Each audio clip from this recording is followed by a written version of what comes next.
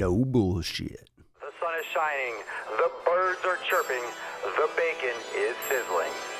Welcome to the Daily Swole.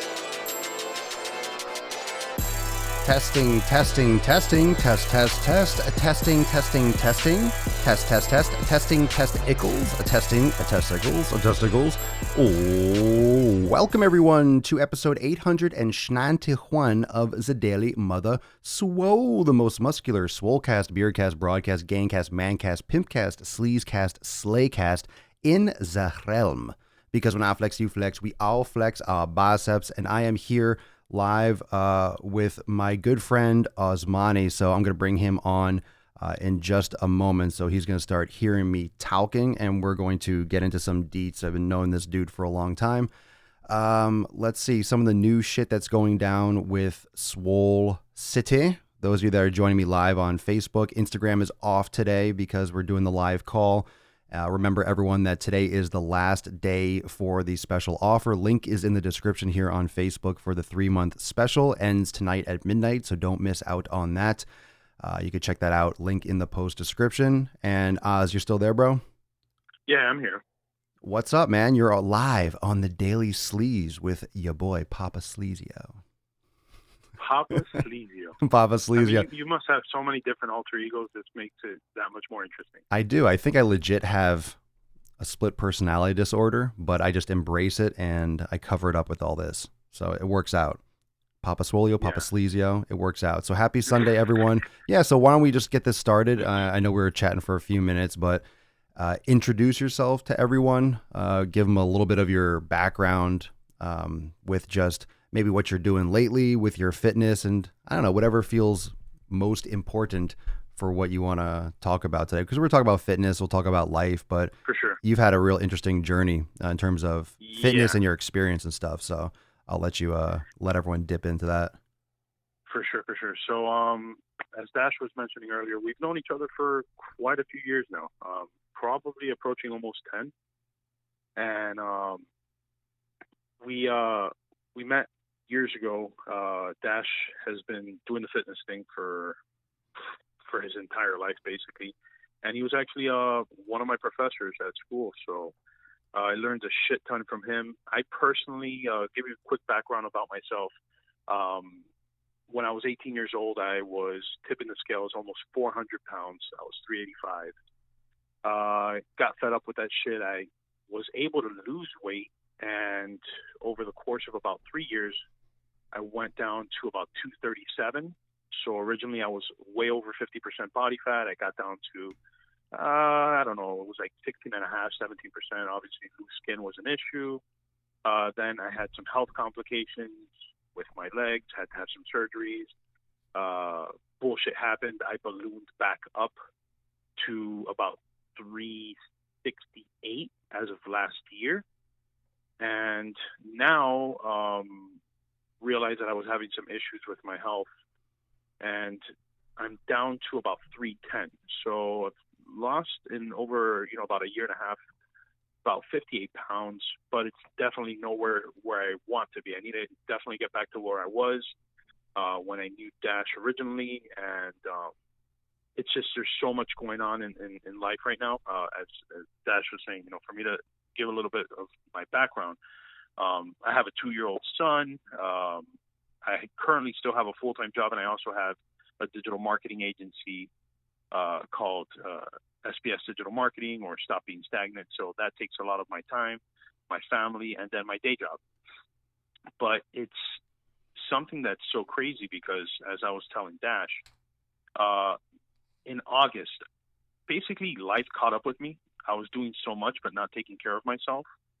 And I ended up being hospitalized because I got bronchitis. The bronchitis became pneumonia, and my body was just so out of whack. I was eating garbage. I was weighing, when that happened, I was weighing about 340, 342, fluctuating around there. And funny enough, I always listen to certain things Dash talks about, and how, food is so important, and how we got to cut out processed food, which at that point I was not doing. And funny enough, I started applying that. And within a month, I started realizing that certain foods were triggering my asthma, which had been dormant for about 25 years. And not only did I do that, I eliminated all that processed food, and I started realizing what foods were triggering it. But what would you know? I freaking dropped close to 30 pounds. So, that's kind of like the quick elevator pitch as to what's been happening. I mean, there's definitely a lot more happening, but yep, that's where we're at right now. Well, dude, I mean, I remember I was following your social, of course, and you were messaging me when you got sick, and you were fucked up for a while, man. That lasted you like what 2 months. I was gonna say 2 months. Yeah, you were, God, you look like shit, man. You were all like fucking puffed Bloated. up, and Yeah, it's fucking crazy. yeah, you couldn't do shit. I'm like, you were. I remember there was one point you were saying you thought you were gonna die, or you felt Literally, like. I was. I'll talk a little bit about that. Yeah, Because, yeah. Well, to come out of something like that, because I mean, one of the many reasons why I was excited that we finally got a chance to do this is because you've literally been through those ups and downs that a lot of people deal with, but you've always like gotten back on. You've never given up, and you've always been on that push. A lot of people would have gotten discouraged long before where you are right now, because I know you've gone through a bunch of little periods where you've gained the weight back, and you're relentless, and a lot of people don't have that kind of drive. So it just goes to show what you can overcome. And I'm hoping to give some insight onto like your mindset, as we go through this episode. But yeah, go ahead with what you were going to say about the 2 months. Yeah, so as I mentioned, I spent 3 days in the hospital, and the reason I ended up in the hospital was because the pneumonia basically woke up my asthma, and I was literally blacking out, which is crazy. I had never had that in the past. Sure, I'd had bronchitis in the past, but I had never really blacked out. Like, all of a sudden I get a cough attack, Mm-hmm. and I just start coughing. And think about your lungs, when you breathe in, they expand, and then when you breathe out, they contract. So they were literally staying stuck in the contracted phase, and I couldn't catch my breath. So I would literally have what's called a vasovagal syncope, and I would black out, and sometimes I would fall, literally like just collapse. And once I realized that, I woke up one evening at like 3 a.m. to go to the bathroom, and I'm just peeing, and all of a sudden I start coughing, I black out, and I wake up to my wife shaking me, screaming at me to breathe. I said, fuck, like something's up. So, that was scary as shit. I ended up going to the hospital, and they ran a bunch of tests and this and that. And it's scary when they tell you, oh, we don't know exactly what it is, because they checked my heart. My heart's fine. Even though I'm overweight, all my blood work seems fine. I did have just, what they call rhinovirus, which is a little bit above the common cold, but underneath the flu. Mm-hmm. But it didn't add up. But as I mentioned earlier, I started realizing that every time I would eat certain foods, it would trigger my cough attacks. And even to this day, as Dash was mentioning earlier, there's times that we slip. And it's not about slipping, because everybody's going to fuck up here and there. It's inevitable. We're human beings. We're not robots. You can't just program us and then that's it. We just speak that certain path. We have temptation. We have so many things to deal with. And a couple weeks ago, I hadn't had any pizza in like 3 months. And my wife said, "Oh, let's pick up a pie on the way home." And I said, "Oh, what can it? What harm can it do?" I shit you not. I had that pizza, and the next morning, the next 2 or 3 days, my cough was ridiculously out of control, even with my medications that I'm currently on. So it's so crazy that after all these years of never having these issues, all of a sudden, these are the conditions we're dealt. So we just have to deal with what we have at the moment. And Dash mentioned something that's pretty true, that I'm relentless. And it's not just with fitness, because let's call a spade. Right now, I am no one to brag about, my health conditions right now.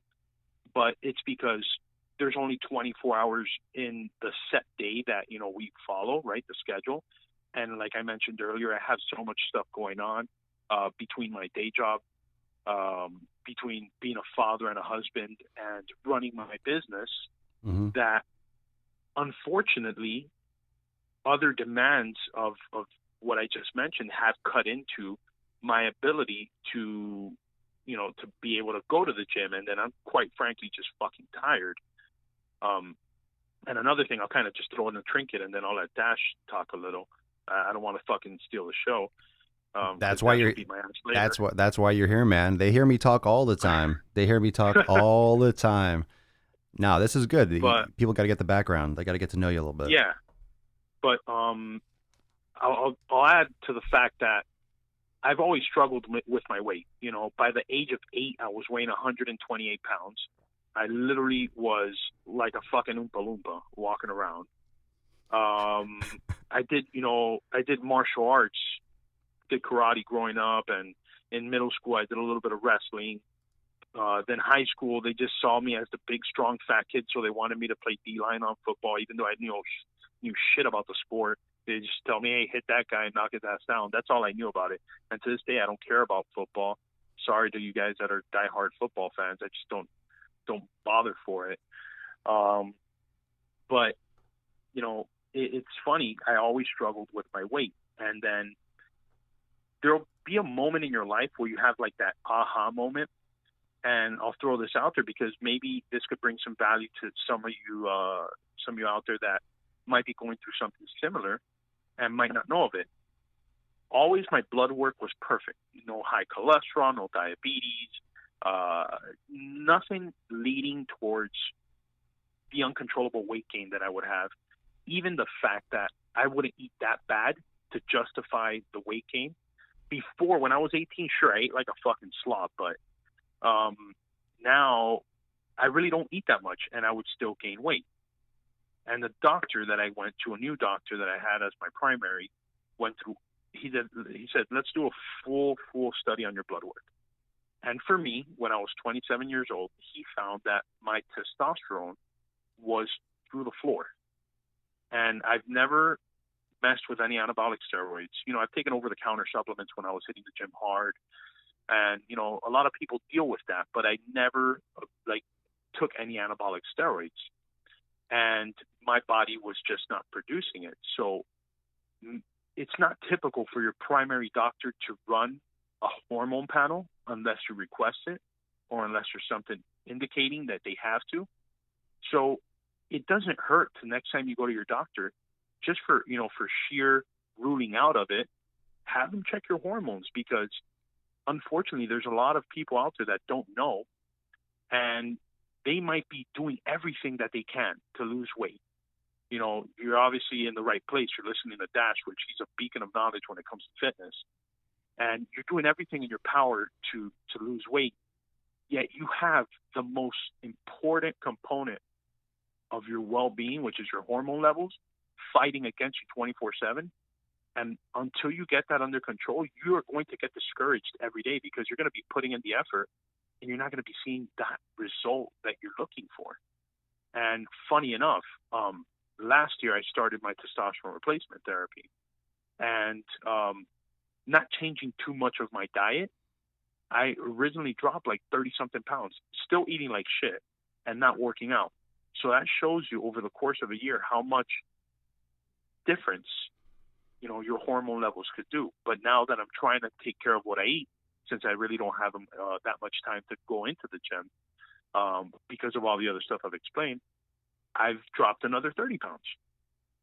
So I'll let Dash touch a little bit on the subject. I know he knows about like hormones and how important they are. So, well, no, you're dead on. That's one of the fundamental issues with the medical system is the GP is the primary touch point, but they're not even, and it's not even the doctor's fault. We like to blame the doctors and medicine, but it's really the whole system, because they're just there as they're there as like someone that just hands out medications. They just hand out, they have their little prescription pad and they just have to run you through like a mill.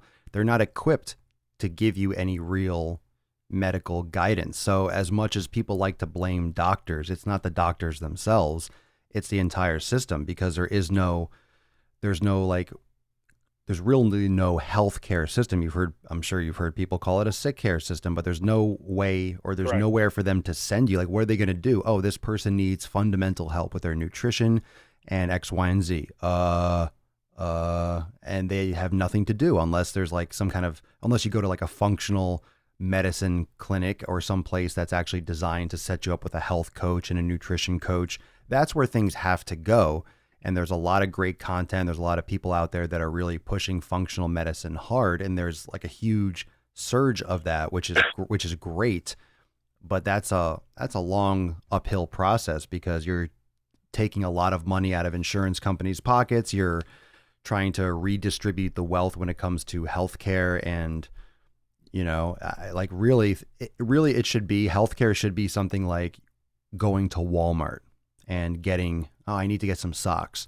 You should be able to treat medicine like, I'm going to go get some blood work done. Like, it should be competitive, it should be quality, and it should actually serve you and solve the problems. Like, for example, you should not have to figure out your allergic. I mean, I guess you take responsibility for it, but the fact that you can narrow down and figure out your allergic reactions and your asthma response to food intake. I mean, this is something that's not discussed with your doctor. I'm sure that was never even touched upon. No, absolutely. Funny enough, like currently now with my new doctor, and I don't know if you guys hear my 2-year-old is banging at the freaking office door. That's cool. So he just wants to get in here. Yeah. But my new doctor, he offers in-office allergy testing. That's something that a lot of providers do not offer. So it's pretty interesting how they do this, right? I just go in for my wellness visit, and they literally prick you with like 60 different little pins, and it tells you what you're allergic to. And as far as the food, I've been eating cashews my entire life and almonds and all this stuff, and I'm fucking allergic to them. So it might not, obviously I don't go into like anaphylaxis, but it could be that it irritates my digestive system and I don't process them. And another thing that I realized with wheat, right, which is almost in everything, they give you a scale from, I think it's like 1 to 10, and anything above a 5, you're considered allergic. But on wheat, I got like a 3 or a 4. So it doesn't mean that I'm quote unquote allergic to it, but I am sensitive to it. So it's interesting. I mean, I recommend if your doctor offers that, normally it's covered under insurance, so might as well get that out of the way and see what you are or not allergic to. And that could definitely shine some light, because sometimes we're shoving stuff down our throat that we don't even know that it's harmful for us. And we think it's healthy, but it's actually more detrimental than beneficial. Yeah, and there's also that association with, if I'm eating something that's bad for me, I'm going to break out in hives in the moment. And that's where a lot of people fall off, because they're eating something that causes them problems the next day or 2 days later, or on a low level all the time. They have low levels of inflammation constantly, and they're not addressing the fact that they're eating these things once in a while, but they're not having massive, crazy reactions. But I had someone message me the other day telling me, okay, I'm a vegan.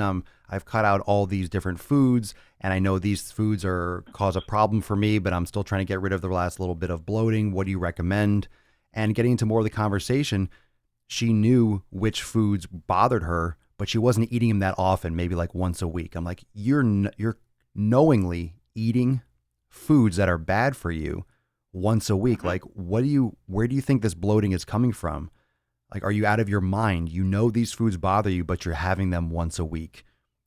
And what happens with food is that if you eat something that's causing your body, that your body is sensitive to, or it has an allergic reaction to, it can easily affect your body for 4 or 5 days after. Sometimes people report even longer. Like, if you have something really bad, I've heard people say a few weeks, they'll have trouble sleeping for a couple of weeks, or they have, sweats for a while. Things can really affect people if you could be super sensitive to them at a low level.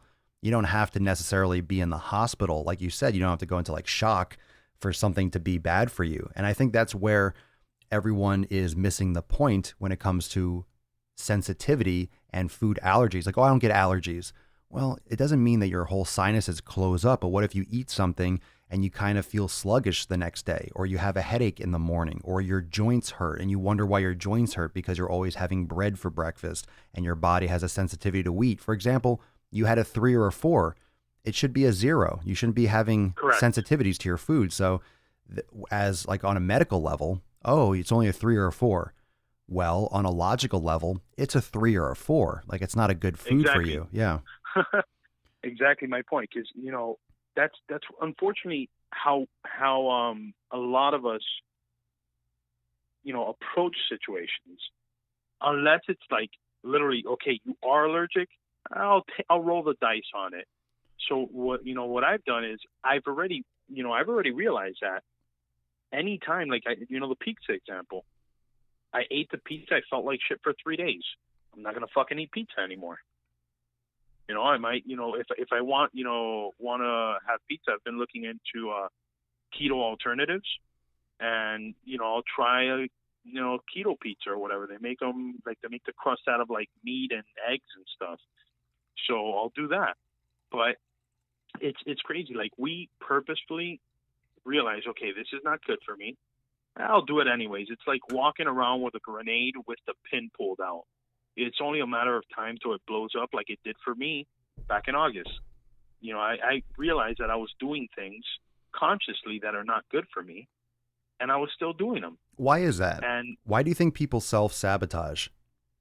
Because there's so many it's people. such- There's so many. Let me just preface this a little bit more. There's so many people in the Yeah. in the community where I talk, and people. I've been doing this for. I mean, this is episode 891, so Forever. I've been talking about this for a while. There's so many people that know the foods that they shouldn't be eating. I know there's like food addictions. I know there's that dopamine response. I know there's that, that need to release emotional stress with food. I mean, I understand like those components of it, but what about the conscious, subconscious, this self-sabotage, right? Because people do have that fear of success, the fear of failure, but that underlying, like, they're not worthy to lose weight. I mean, do you ever think about things like that? People's self-worth, where they just feel like, I don't know, maybe subconsciously on some level, they feel like they should punish themselves. There's like something with the human condition like that. Something you mentioned, I'll go back to when I was 18 years old, right? Mm-hmm. 18 years old, 385 pounds, size 52 waist, 4XL shirts, no athleticism in me whatsoever.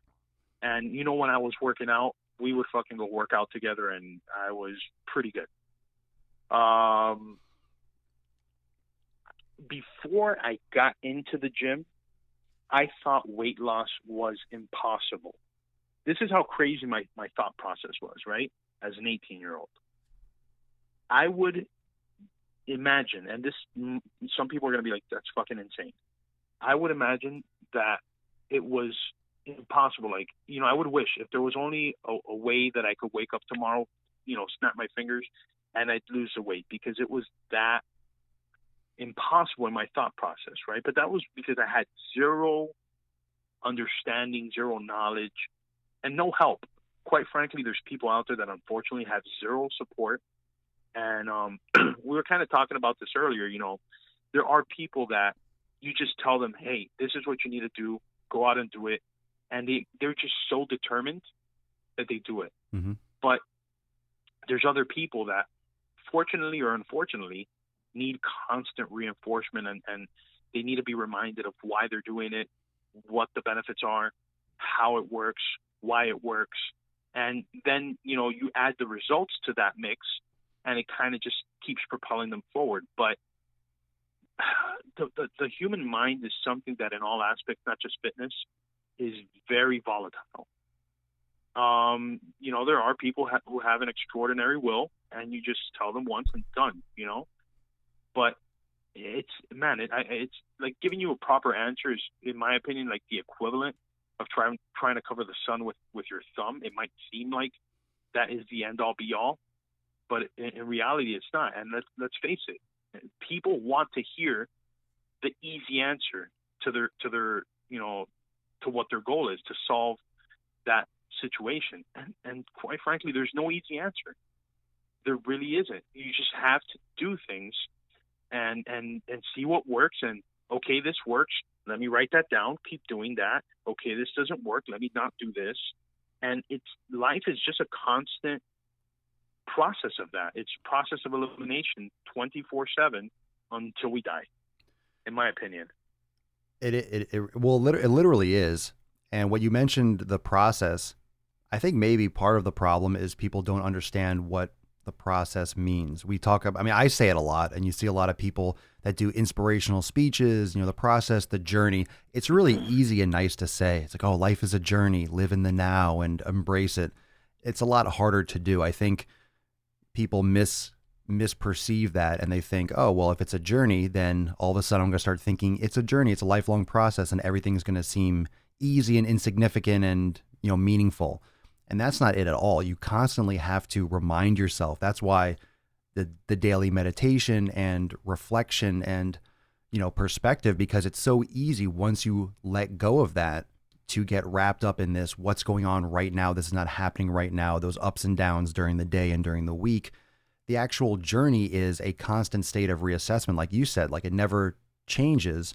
You always have to be on top of managing, managing your perception of everything. Because like when I started, it's kind of like what Bruce Lee said, right? Like, be like water, be like water, be like water on rock. But you have to adapt. So like the intensity, and this is something that I've learned because I very easily can burn myself out in the sense that I'll start 100%. Staying up super late and I'll be putting out so much content like at this. And people ask me like, man, how many people do you have working for you? I'm like, you're fucking looking at the guy. You're looking at him. Yeah. Like my output can be insane at the same time.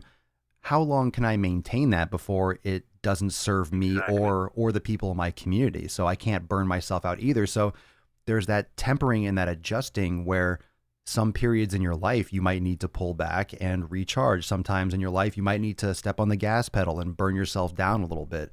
But that constant reassessment and that constant, adjustment, you don't have to be the same way today or always. I guess your life is going to look differently in a month and you need to adapt to it. And too many people are rigid, or they think there's one answer that they stick to. And then they get disappointed when that one thing that they're doing doesn't work anymore. It's like, yeah, well, your life is different now. Your schedule changed. You have to adapt. Like, that's how it works. Well, it's funny because one thing that you mentioned, and I'm going to kind of do a quick little analogy of it, right? Analogy, that shit. Some people tend to just say, okay, this is what's working, and that's it. This is what works, right? Let's just rewind, right? Fucking the early 1900s. We didn't even have TVs, okay? The radio was the thing, right? The radio's still around, but it's not as popular. Mm-hmm. Then the TV was the thing.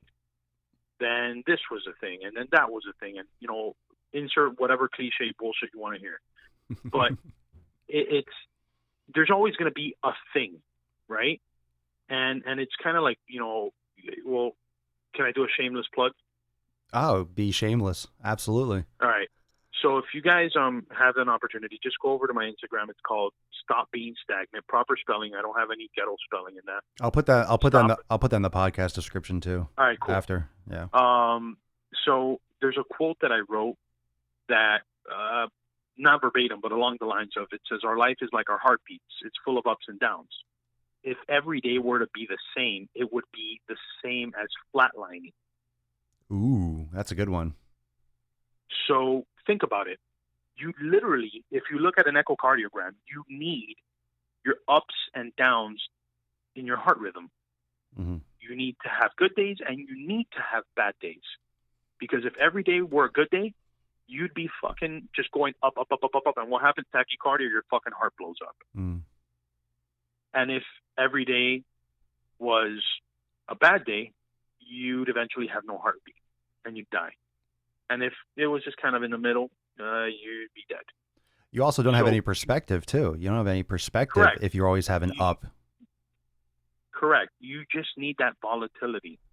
You need change constantly, and that's what people are scared of.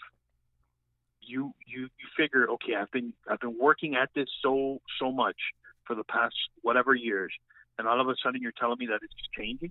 Well, that's life, and you know, this is one thing. I worked in geriatrics for 5 years. Some people might not know what geriatrics is. I worked with elderly patients, actually helping them with their fitness goals. And I'll kind of give you a little quick synopsis of how that process went. You know, I would basically do an interview with the patient, see what they were currently going through, and then we would kind of put together a fitness program for them.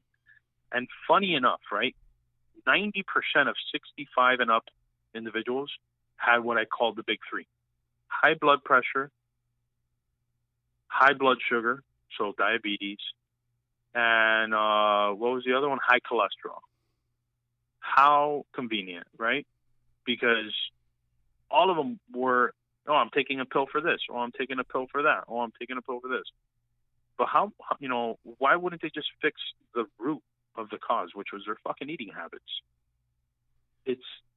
Yes, it's easier said than done. I struggle with my eating, as I mentioned earlier. It's not something that's gonna go away tomorrow, but you know, you have to do something. But the elderly patients, one thing that I learned from them, and this is something that if I could offer it to you guys, it might bring a little bit of insight from a different perspective.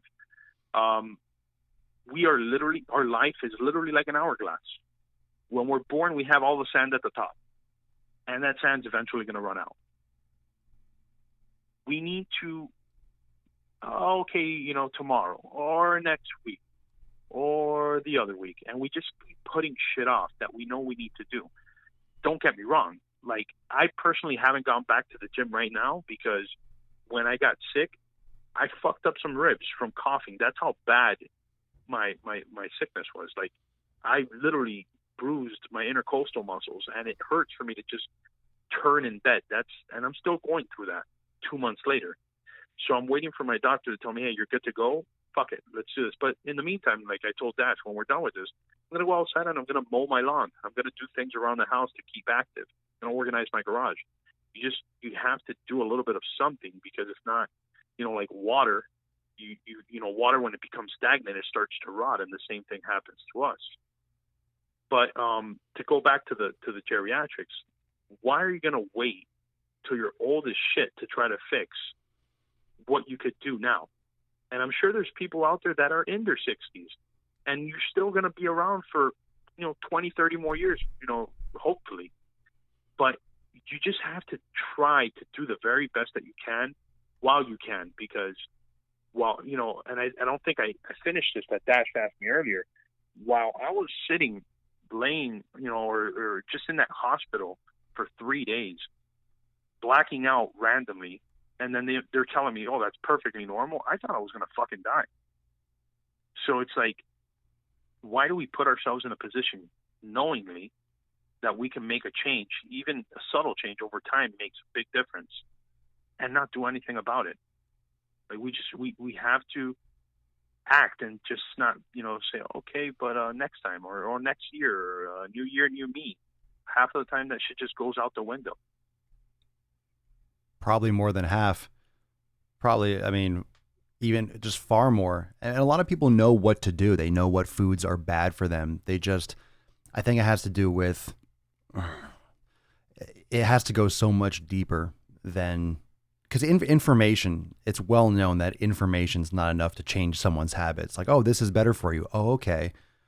I think it's just like you're saying, people don't value the fact that, I think it's power.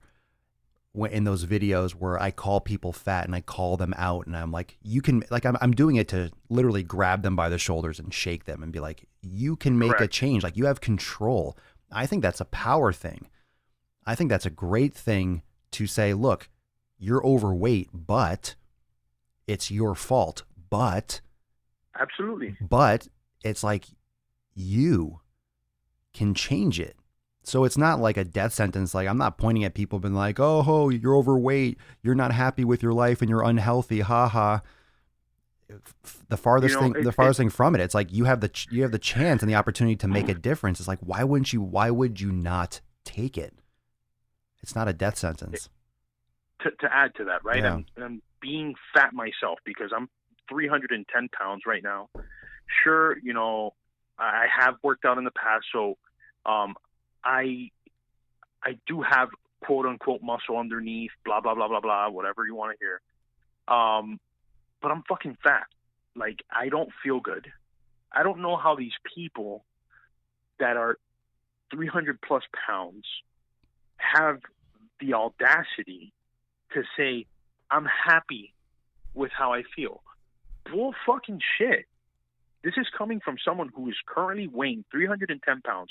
I'm 5'11" I have been, underneath, let's say 16% body fat before. I have been in the gym with Dash, squatting 405 pounds, deadlifting 405 pounds, benching whatever the fuck I wanted to throw on my chest. I've been there and I've done that, right? I wasn't always there. Like I told you earlier, I was extremely overweight as a teen. Mm-hmm. Then I got down to fit weight. Then I ballooned back up. I don't understand how these people have the balls to say, I feel good weighing 300 and whatever pounds, 400 pounds. There's no way, okay, unless you're a genetic monster, that you say, I feel fine. Anybody who tells me that to my face, I'll say, you're full of shit. You're a fucking septic tank. What's your thought on how do you translate that? Because I'm sure you're kind of alluding to it. I don't know if you saw my content on the fat acceptance movement, but you heard about all that? You're aware of? Yeah, you're aware? I've kind of, yeah, I've seen it a little bit. I just think overall society's lowering the standards, in my opinion. They're trying to make people feel accepted when at the end of the day, biology is biology, okay? You could feel all the acceptance you want. That's fine. I mean, you could be coddled. That's fine. And I'm not trying to, like, for those of you that are listening to this, I'm not trying to side with Dash or anything. I'm voicing my opinion on the subject. If anything, you're someone who could easily be on the opposing side. I mean, that's why this is important. Exactly, you're not here to agree with me. I'm just asking your opinion. So you're perfectly fine. It's one of these things that I know the complications, right? Mm-hmm. That can happen from being overweight. And just statistically speaking, when you take people, let's call it how it is. There are people who are in the proper weight range that are unhealthy. Okay? That's true. There are people who are overweight that are in blood work healthy. But you take somebody who's overweight and you tell them to go outside and play with their kid, or go outside and rescue somebody who's about to die, and one might be able to and the other might be not. But more times out of none, that overweight person is going to have a more difficult time in achieving that. You just have so much more weight to carry around. I get, being somebody who's worked out in the past, currently in my current state, I get winded. It's insane. And I would be able to run a mile, I would be able to, like I said, work out and do all these things. And I currently cannot do that because of the situation that I'm in. But I just, with the whole movement of being accepted, let's just face it, okay? The media will tell you what you want to hear because there's another agenda at the end of it. It's, in my opinion, that's what happens. And unfortunately, there's some people that fall for it. And they say, yeah, but you see, there's more people doing it than not, and blah, blah, blah. And at the end of the day, here's, one thing that I'll throw into the mix. You really have to audit yourself as an individual, forget what the media says, and realize, am I happy with how I currently feel? Am I happy with how I currently look? Am I happy with what I'm currently doing, et cetera, et cetera, et cetera? Like, literally take an audit of yourself and be 100% genuine with it. Don't sugarcoat shit. Throw out the window anything that anybody has ever told you on how you should be, and realize what you want out of yourself. If you're happy being overweight, you know what? Damn right. Do what you want to do. But don't complain when you can't go on a ride in Disney because you don't fit on the fucking machine. It's so I've hard. seen that. It's so hard to unravel that. It's so hard to unlearn things, because then it goes into, well, because society has been programming you your whole life. I mean, you look at religion, you look at any kind of ideology, you look at any kind of, belief that you're brought up with, just like the way society works, like the same thing like we're doing. We're doing our own thing in terms of, business wise, entrepreneurship. Correct. But there's, when you're brought up in a system, and I was still brought up in the system, and now the system is kind of like more or less broken, but in a good way, where it was school, college, job, the usual, right? And now that has all, it's not gone, but it's drastically shifted. In terms of the power and the control. But what about how we look at other people? We look at, physical beauty and health, and as well as anyone that the physical health and the way you look, you could be shredded to the bone and be a septic tank of chemicals and anabolics and just tons Correct. of shit. Like, just because you look, oh, I could see this person's abs, it doesn't mean that they have a quality, health. And then it goes into, for example, the blood work. Blood work is literally, what are your thoughts on that? Because literally blood work is a snapshot in one moment of one day. And with the frequency that people get blood work, you're not really getting a good idea of what's going on, because your blood work is going to fluctuate throughout the entire day and during the week. So, how do you, it's crazy how much stock we put into one blood test. It's crazy how little stock we put into what we do every day, right? You'll take all this medication, you'll go all this different direction with meds and with lifestyle from one snapshot in blood work and one day and one part of the year, and you might go once a year, rather than address what you're doing 24 hours a day, 365. And that goes back to eating healthy and proper lifestyle habits. But the acceptance, people want to be accepted. People want to be, it's obviously political. It's obviously, there's other agendas. There's like you call it the pussification of America, and everyone's getting soft and this, that, and the other. But it's also the reality too. That's like more of the Daily Swole way to put it. But there's definitely this softness where people aren't taking responsibility. Like, where does it, I don't know, because as someone that is, I am not overweight. By BMI standards, I am. But as someone who's, struggles and has dealt with it. BMI. But where do you think it starts though? Where do you think this all begins? Is it self-responsibility? Is it because you could be healthy, or let's say you're happy. Let's say you're happy being overweight. How do you know if you're happy or you're pretending to be happy, right? Because Correct. you have these, like, you have this computer program that's uploaded. You have this certain operating system that you're programmed with, and we're programmed to think, okay, you're overweight. How can you be happy? And I think there's this extreme pushback, and that's where the fat acceptance movement is coming in. Like you said, if you're 400 pounds, 500 pounds, how can you really be happy when, even if your blood work comes out, you can't move. You can't move well when you're 500 pounds. You can't.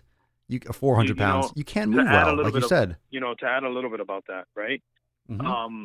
When I was at my heaviest, my blood work, for the most part, with the exception of what we found out, years after, which was my test levels, my blood work was fine. I would go to my doctor, right? And in the blood work, he would tell me, okay, so you have, this is good, blah, blah, blah. Like my cholesterol was good. I had no problem with my blood sugar. Everything was fine. He would say, you're just fat. But it's, quite frankly, there's a fucking problem. You're not supposed to be fat. It's, okay, from my experience, being overweight means that for one reason or another, your body is storing more food in the form of fat, right? You're not burning more calories than you're consuming. Mm-hmm. And you're just ballooning that shit onto yourself, and there's something wrong. And here's there's a lot of people out there that unfortunately stick to what they find, like, oh, this diet says that my BMR is I gotta eat 3,500 calories to maintain, and they start stuffing 3,500 calories down their mouth, which is a lot of food, in my opinion. It's a lot of food. Yeah. And then they start gaining weight. Oh boy, what's going on here? It's just like, and then they're surprised that they're fucking, oh, but my BMR says that I should eat 3,500 calories. Okay. Yeah. But what, you and I both know that the BMR is just kind of like a blanket approach. Well, how are you testing that? Like, are you just breathing into this little machine? Give me a break. Yeah, exactly, man. Like, at the end of the day, I'm sure you riff upon this constantly, and I mentioned it earlier. It's about looking at yourself and saying, okay, I stopped eating this. Oh shit, I'm losing weight. Like, I sent you the picture. 1 month, no carbs, literally kind of like borderline carnivore, right? Because I realized that all these carbs were causing me to cough my fucking life out. And I went from being a bloated wildebeest, and my face literally shrunk. That's how ballooned I was because of all the chemicals and all the processed food I was eating. Yeah, and I lost you were really close to 30 pounds in 1 month. That was like fluid. Oh man, you were puffy. Exactly, and then it's nuts, man. Like and the funny thing is, we do this to ourselves knowingly.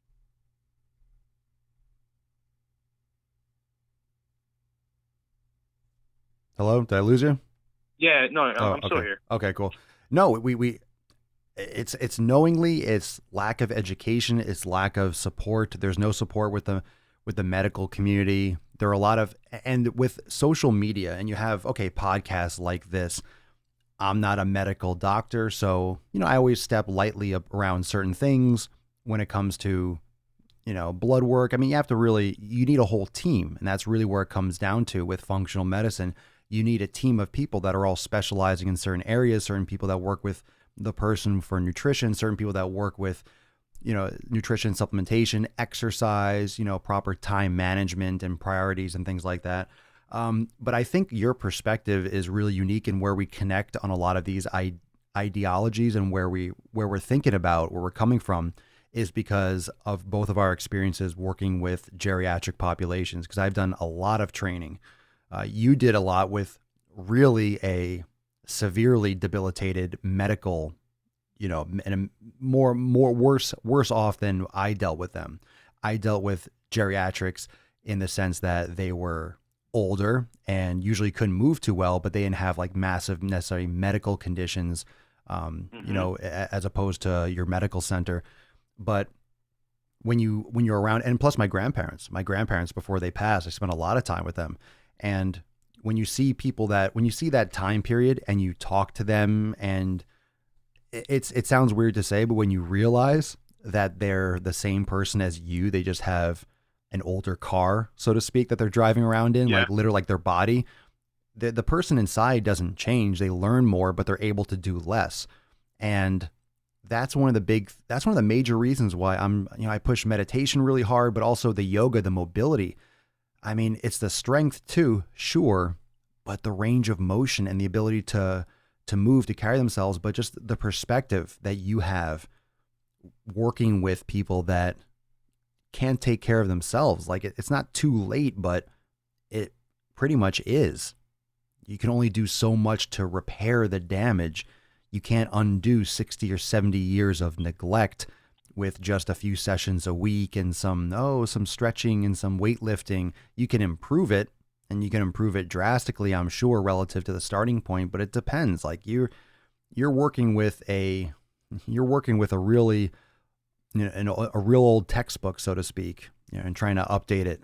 It's it gives you a lot of perspective working with older populations. And if people aren't around elderly people. You don't have that same type of perspective. You don't see viscerally what people lose. And I have that fear inside when I look and just see like the lack of ability to move.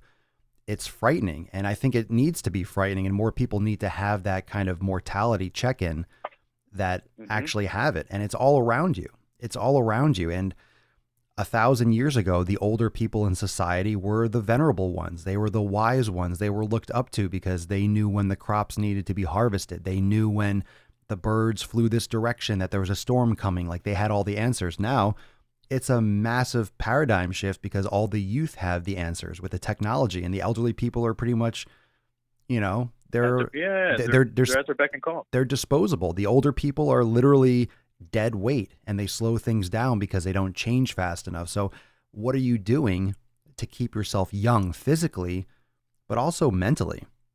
I mean, mentally, people punch out with social media. They push it off like, oh, people these days, their heads are in their phones and everything.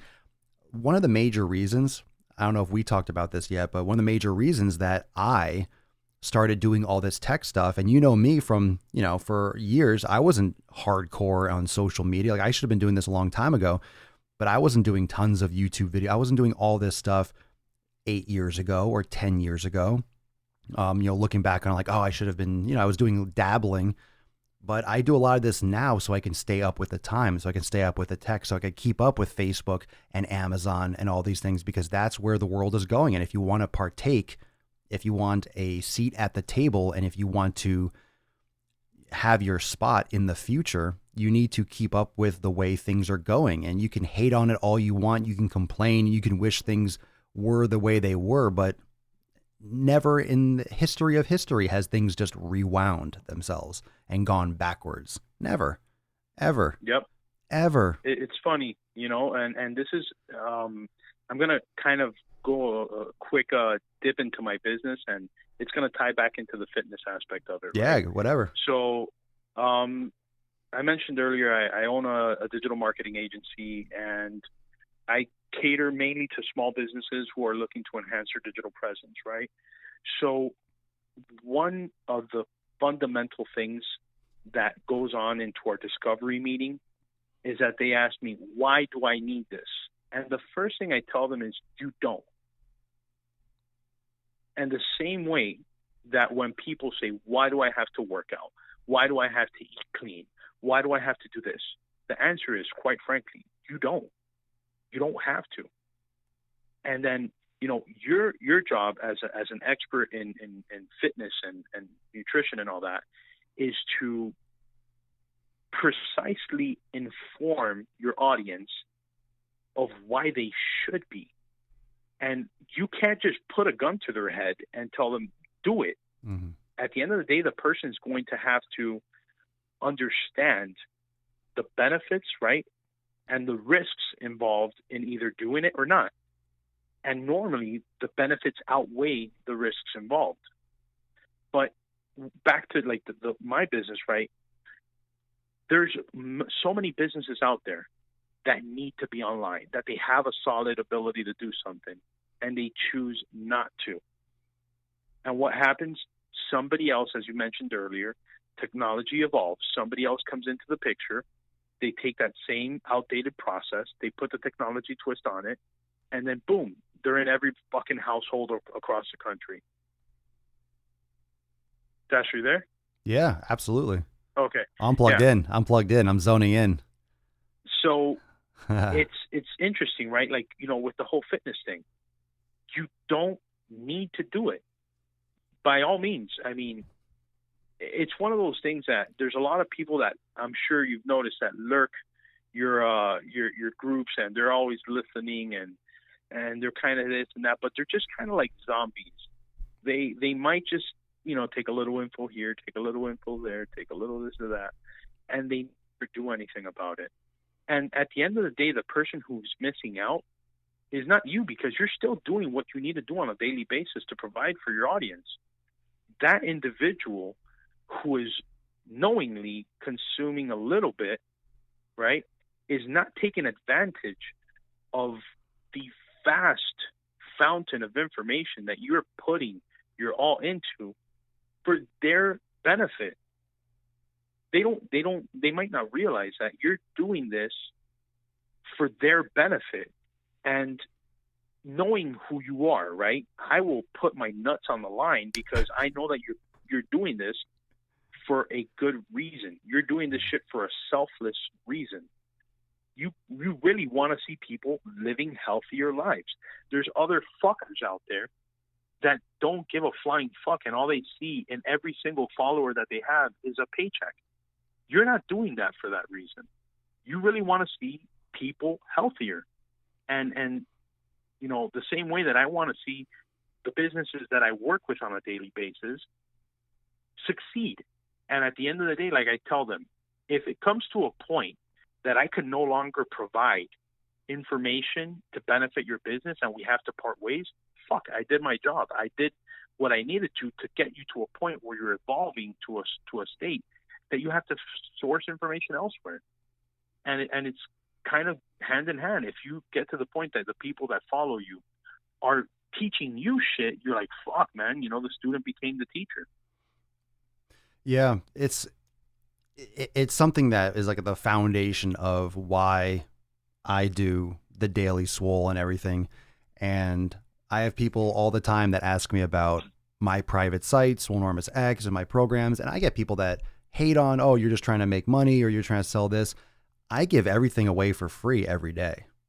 I literally, I'm here talking about everything. You can go through 900 episodes, be my guest. Like, they're all online. Like, I talk about this all the time. All the information that I give is on the internet. It's just a collective, the internet is just a collective brain. It's a collective human brain. So all the information is out there. And what you're doing and what I'm doing is providing services in order to streamline people's experience. You have all the information you need in one spot. It's easily accessible. It's either done for you or it's laid out for you. You don't have to go and do all the legwork that you and I did in order to provide, in order to create our businesses, right? They don't have to go through your entire life and learn everything you've learned. They don't have to go through my life and have a degree and work in the field for all these years and learn these things. You know, you put it all in one spot. So when you go at it that direction, it's like, yeah, you're paying a small amount for my entire life. So you're getting an extreme bargain. You don't have to go through 30 years of learning and education and trial and error. But there's this idea or this concept that, you know, well, first off, if you're doing it for the right reasons, straight up, you're doing it for the right reasons. And like, 100%, you're doing it for the right reasons. I'm doing it for the right reasons. But there's, you know, there's that rift. There's that whole, I guess people feel vulnerable or people just see things on the surface. They don't always see what's within. That's why when I'm doing content, if you put it all out there, you know, hopefully, you know, people come into contact with the show and with what I'm doing and learn and can see and can like sit in the back of the class and listen and just become a part of the community and then hopefully be inspired. And like you said, to your, you know, to your response and to what you were just saying, I've had many people that were a part of the community for a long time that never did yoga before, got heavy into yoga, got heavy into this, that, and the other. And then they started doing some yoga classes in a local studio. They started doing things elsewhere. So then they had left and they moved on to different things, which is great. You know, their time with me and their time with my private community was to get them to this point. And everyone's going to come in contact with my brand and my business, my show at different points in their life. And some people need to be a part of this for months to realize that they're worth it, that they can do this. Some people know right away and it clicks. And the number one thing that I think about when I'm doing this is if you're here and you're doing it, the right people will find you, or when they're looking, you'll be there.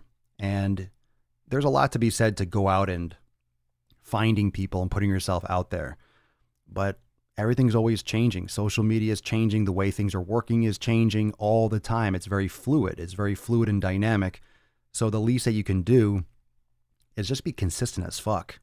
Like really, it's just consistent as fuck. Like if I just keep on doing this every day, You got to evolve. You got to change. You got to provide value. You got to just give, give, give.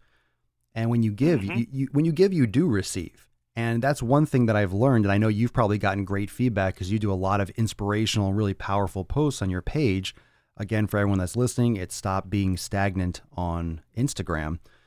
You never know who you're helping. You never know what post or what you're going to say or what you're going to do. And some of the episodes that I've done where, I don't know, maybe I didn't feel as many people heard what I said, or sometimes I don't know, for whatever reason, a post or a video I make, I'm like, it didn't come out exactly the way I wanted to, this, that, and the other, but I don't kind of dwell on perfection anymore. I just put shit out there. I'm like, I go with the mindset, you never know who's watching. The person that needs to see this might need to see this, right? If you don't post it, the person that needs to see this right now is going to miss it. So I always just post everything. And I always end up getting the best feedback. You never know who's watching. You just have to show people what you know and show people that you care. And the only way to do that is to do that. And things just take time. And most people don't have the patience to put that kind of effort in from like a business or a branding standpoint, let alone, from a consumer standpoint or someone that's looking for change. Like, you have to believe in what you're doing. You have to believe in yourself if you're going to undertake something like a physical transformation and, lifestyle change.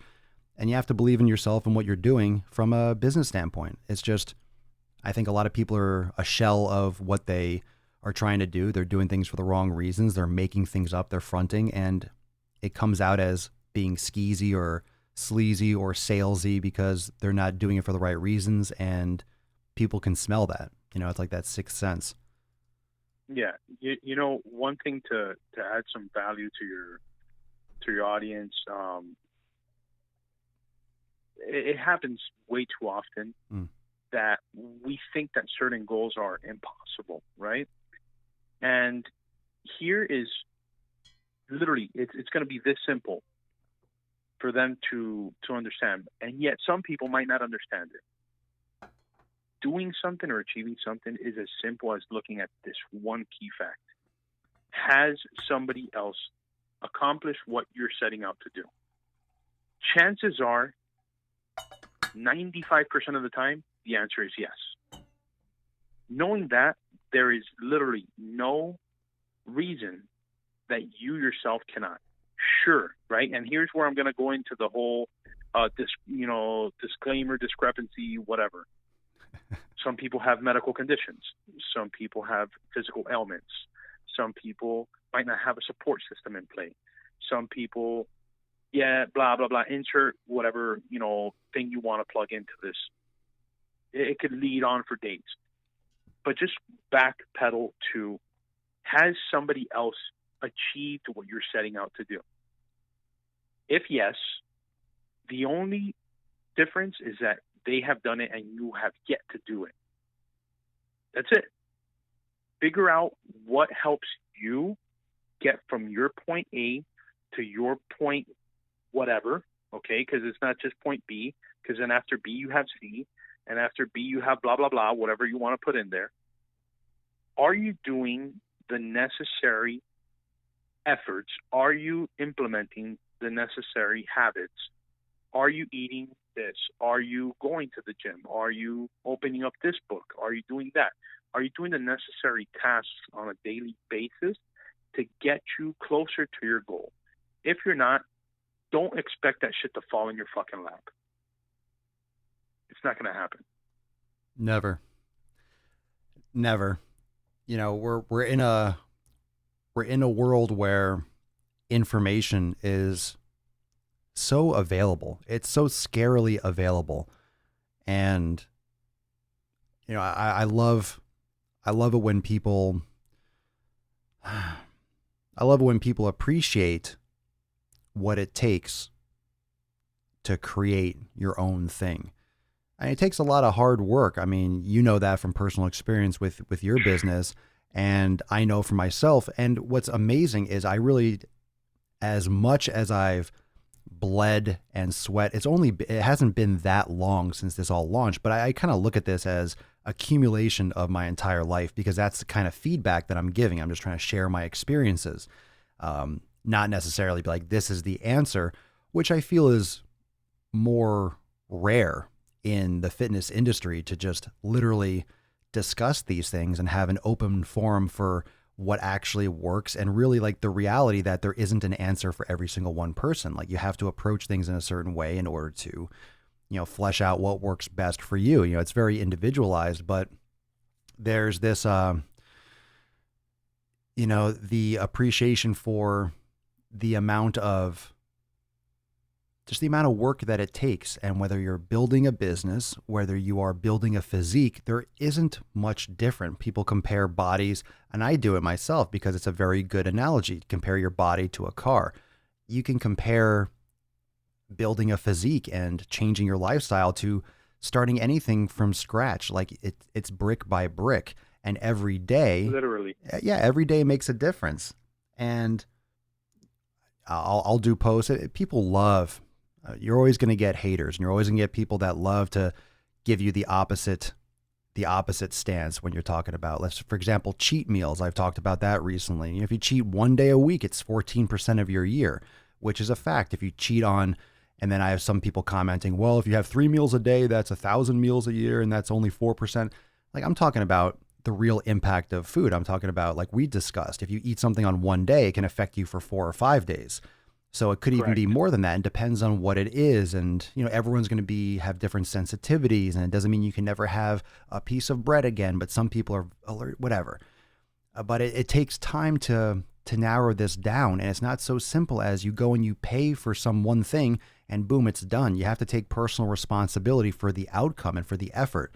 And anyone that really puts their head down and doesn't let anything get in their way and just gives it everything. And we're not just saying that cheesy, give it 110%, but it's literally, you're doing it and you're not. Yeah, you're doing it or you're not. And dude, I haven't felt like I've worked a day since I started doing this, especially when I went full time and this is everything that I do. I really I know I'm working, and I think that's part of when people create their own thing.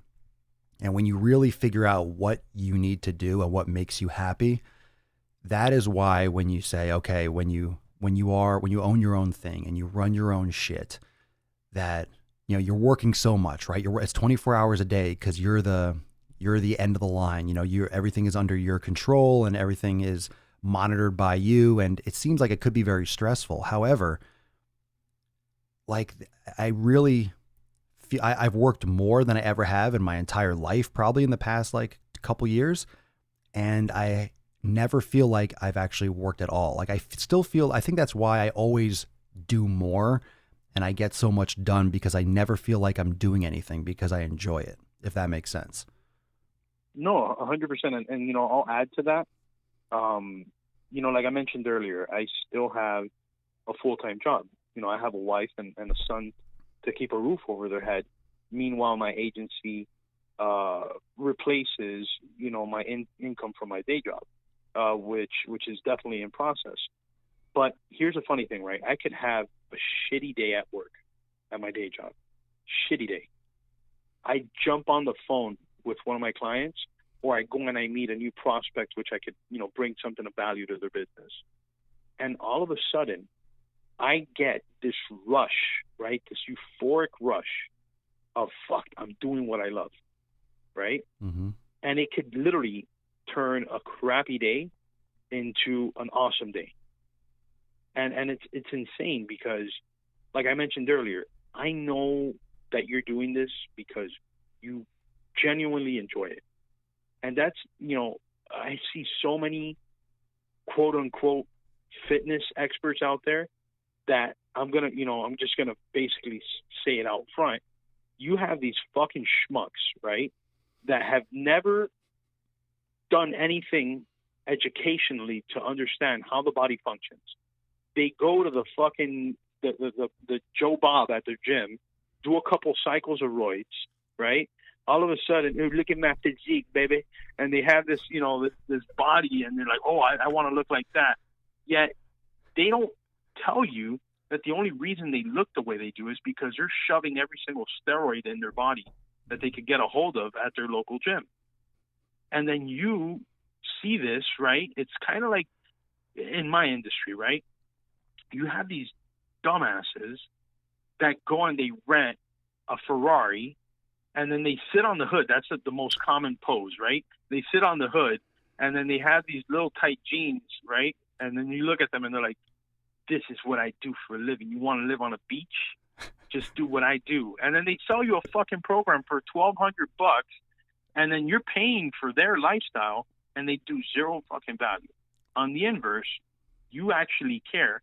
And then the funny part about it is that psychologically, a lot of people rather pay that dumbass that doesn't know their ass from their elbow than invest in somebody who's really invested in what they're offering you. It's insane. That's a weird psychological condition. It's strange. Yeah, it's like some people want to spend just exorbitant amounts of money, and I see these for like, and especially your industry specifically. I mean, I guess that's mine too. You have all these like high ticket things, especially with marketing, and it's like you look at that and like, how is this person providing? I don't know. I see ads like that all the time, and I always look in the comments, and there are people saying like, this person never contacted me once. It's been 3 days. I haven't heard from the team, and people are dropping intense amounts of money. And it's like, you didn't do any research. Like, there's a lot of people don't want to put in the work. They don't want to learn this stuff themselves. I usually like to know what I'm doing or know about it before I would invest in anything. Like, I want to know what I'm paying for. I'm not just going to spend money randomly. Like, oh, I don't get this at all, so I'm going to have someone do it. No, I want to know as much as I can about it so I know if this person's yanking my crank or not. So like for now, if I hire a video editor, I know how to edit videos. I don't do special effects and stuff like that, but I know what the value is. I know how long it takes to edit a video, and then someone charges, I'm like, nah, it's way too much. I could do that in a fraction of the time for free. So, it's important to have that awareness, but there are a lot of fakers, man. And it's always been like that. A lot of snake oil salesmen in fitness and especially in marketing. And it's hard to tell them apart. That's probably one of the problems is with, social media being the way it is and our connectivity is that you get so much stuff right away. You get so much stuff in your face, but that transition to not having any information, to having all the information was so quick, and it's still happening, but it's so quick that there was no learning curve and process to determine who's full of shit and who isn't. So now you can see all these people that are like, oh, lose weight fast, this, that, and blah, blah, blah. And then you have all these people like, learn my marketing secrets, 5 tips or 10 tricks, download my free ebook, blah, blah. I have a free ebook too, but I give actual content. I'm not just trying to, spin someone with like some exceptionally overpriced freaking marketing package. And too many people are looking for the sale. They're not providing any value right up front. I think you can equate it easily to people are trying to fuck on the first date all the time. Straight up. All the time. Straight up. All the time. I like to take you to a couple movies and buy you a couple steaks before I try to slip it in. But I'm serious. That's what people are doing with online. They're just trying to hammer people. It's all about sales and sales and sales. You want to hear something funny, man? Yeah. The other day, I had some guy, a business owner, message me. I'm a member of different entrepreneurial forums and shit like that. And this guy sends me a message, and he goes, "What results can you guarantee me the first month?" Oh God. Yeah. Right? Mm-hmm. Because here's a new fad in my industry, right? In the digital marketing world. There's a lot of these people, okay? I'm not going to defame them. Come on. Well, fuck it. A lot of these fucking dildos, okay? Come on. These people are literally paying some other schmuck X amount of dollars, and then they have a script. Oh, yeah. Okay? They have a script that they're following, and then they start cold calling these business owners, and they say, I will guarantee you results, blah, blah, blah, right? And it's all in the fine print, because a result means that they're going to give them traffic. It doesn't necessarily that it's going to make the business it's going to make the business money. Yeah. And then they hide behind a contract, okay? So to not go too much into details, this guy messages me, and he says, what results can you guarantee me in the first month? You know what my answer to him was? Probably none. Exactly. I literally told him none. Because I understand to properly get your business going, it might take up to a month. I need to understand what your business has been doing all this time that it's opening and why you're seeking my services. Mm-hmm. You know, the first month, we're literally running a shitload of audits internally in the business and digitally to see what's happening underneath that hood, right? To start putting together a strategy to then start implementing it month after month. But the moment that somebody asks you, oh, what results, or that somebody promises you results in a month, I mean, it's tough, man. That's a big thing I knock with fitness training. People want, or all the time, how much weight can I lose? I'm trying to lose this amount of weight by November this, and I'm like, well, why is that date? Yeah. Why does that date matter? Like, are you planning on dying on that date? Like, is that some? Well, it's so true. People are looking, like, if you approach, and that's what bothers me. And there's a couple sites that have many more followers than mine. There's so many sites that just run these fucking, bro, I can't tell you how much I hate these challenges. I hate challenges. I hate that word. I hate the challenges. I hate the 30-day challenge. I hate an 8-week challenge. I hate 6-week challenges. I hate 4-week challenges. I hate that fucking word, because all these fitness people are getting people signed up, right? Sign up for my challenge, win a prize. Like, ooh, you need a fucking take this, drink that. Yeah, you need a cookie to lose weight, right? You do these stupid ab exercises that are garbage. You do this every day. Like, wow, push-up challenge. Oh, that's so difficult to do that every fucking day. Give me a break. But it ends. The challenge ends, and I'm sure they're trying to upsell you at the end, this, that, and the other. But it's this stupid little cookie that they give out, but it's the wrong mindset. You're not getting people results. If it ends, it's the wrong mindset. It should never be 2 months or 1 month. Or in my case, my fundamental 90-day dash program, it segues into a lifelong approach. That's why it's an entire website, because it's not just that program. It feeds into other programs and other training modules as you progress through it, like advances you. I think anything that has an ending is inherently flawed, because it doesn't look at fitness. It's not approaching health from the right aspect. And everything needs to have an ending, because people like to have a finish line. They love that finish line. And I think that's fundamentally, at a very base level, what I've been, I think consciously and subconsciously, kind of like an underlying theme, trying to unlearn, because everyone loves that finish line. But if you look at the finish line as you're trying to achieve a weight loss or a certain strength level, you're just going to be disappointed, and it's not the right metric to be chasing. Mm-hmm. One thing that helped me with that, and I read this quote early on. I think it was right around the time where I started losing weight. There's a quote by Leonardo da Vinci that says, "While I thought I was learning how to live, I realized I've been learning how to die." And that's a good one. What I took from that, right? What I took from that is that inevitably, I mean, we can look around at our loved ones. We have people who have been with us and people who are now gone. Your life has a beginning, the day you're born, has all the shit we go through in the middle, and then we have an expiration. I mean, that's biology. We are born, we live, we die. Some people have longer lifespans, some people unfortunately have shorter lifespans, but the formula is pretty much the same for everybody. Now, what we do with the middle portion of it is literally in our hands. It is literally in our hands, and that's something that a lot of people don't realize, that it's 100% our choice. Everything that we do is our choice.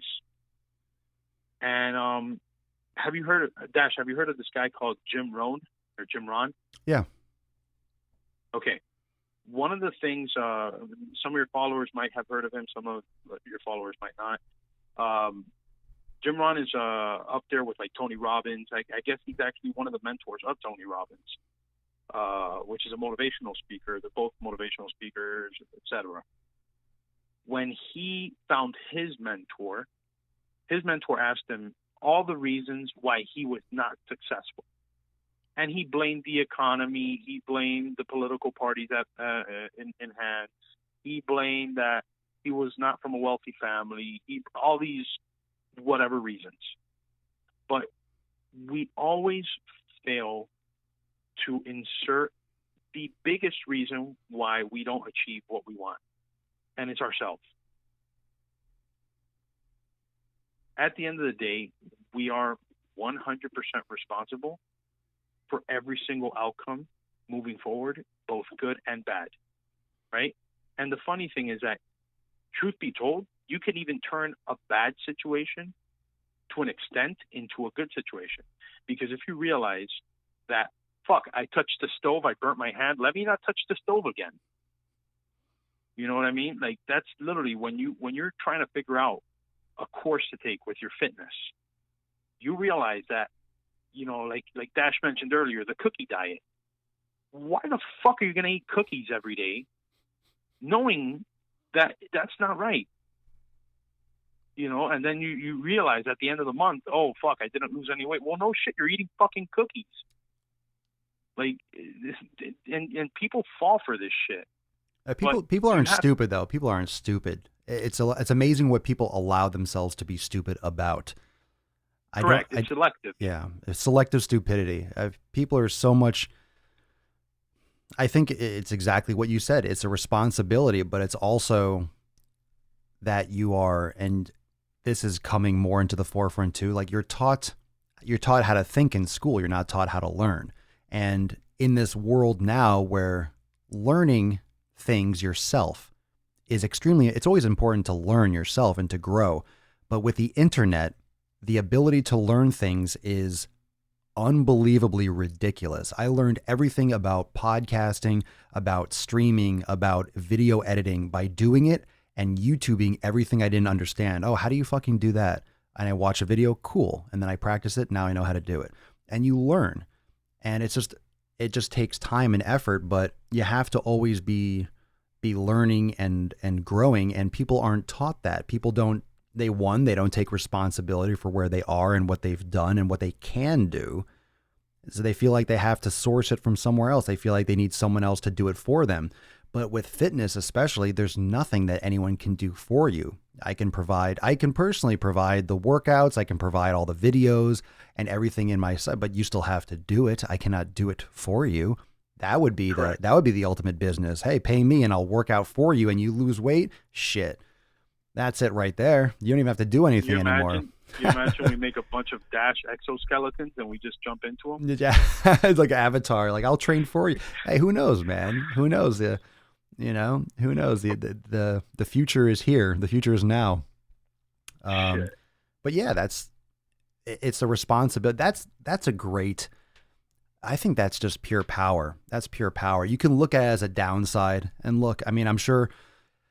I mean, that video where I called people, and I'm sure you probably saw it or somebody posted where it's like, you know, you're not going to like what I have to say, but you're fat. And I did that like 2 years ago. And of course, now with the fat acceptance movement, everything really that kicking up, that's probably even more not out of place, but it's more of an anomaly. And it's amazing the positive feedback I get. I get so much more positive feedback, and I'll insult 10 people if I can help 1,000 every day of the week. And that's exactly what it's doing. You get some people that are negative and respond negatively to it and take it as an insult. And it's interesting to watch psychologically who responds positively, because you have people that say, I'm overweight and this really woke me up. I really appreciate it. And I changed everything. Yep. Look, I saw that video. And I have so many people that are never gave me $1, never signed up, never did anything. They saw that video and they messaged me because they listened to the podcast. 6 months later, they've lost 80 pounds, blah, blah, blah, because they saw that video and they're like, you know what? Yep. This bearded asshole's right. And they changed their life. And it's like, that one person is worth making the video for. Like, that one response was worth all of that. So it's like, it's amazing the different types of people that the responses that people can have. You can have a complete positive like response to it or negative. And the difference is those people that take responsibility and realize, I did this. I'm the only person living my life, so this is me. and I'm the only person that has the ability to change it. And those people that take responsibility and realize that are the ones that make the difference. And it's just amazing how many people don't see that as a positive. Even if you're in a shitty situation, if you have debt, if you have extra body weight, if you have a stressful life, like, you are in control of changing it, how you perceive it, what you do next. So it's like, okay, you don't like the way this is going. What are you going to do about it? Oh, well, you're programmed to think that you're stuck, and you're not stuck. Like, you're less stuck than you've ever have been before. I'm 35 years old. I wish I started doing some of this stuff earlier, but I wouldn't have had the same perspective. You can't 100%. You can't wish for where you were. I think, like, shit, when I graduated, I was writing articles. I could have done this then. I wouldn't have had the same perspective. It wouldn't be the same content. Maybe it wouldn't have worked at all. I don't know, just because it's not that black and white. There's a lot of nuances in life, and you can't beat yourself up about things in the past, but you got to do something about it now. Like, what are you waiting for? Like your hourglass analogy. What are you waiting for? Mm-hmm. It's not filling back up. Not yet, at least. I haven't figured that out. Yeah, exactly. But it's funny because it comes to mind right now. I remember a couple years ago, one of my family members was, this is when I was in quote unquote the better shape of my life. I still had, to drop a couple pounds to get to my ultimate goal. Mm-hmm. But I was, I had lost 142 pounds at that point. And this family member calls me and they're like, listen, I need your help. I need to lose weight. I'm ready. Right. And all of a sudden in the background, I hear, welcome to McDonald's. How can I take your order? I'm like, are you fucking kidding me? Are you serious? Yes. When they were on the phone with you? Yes. Get the fuck out of here. I shit you not. What dude. happened next?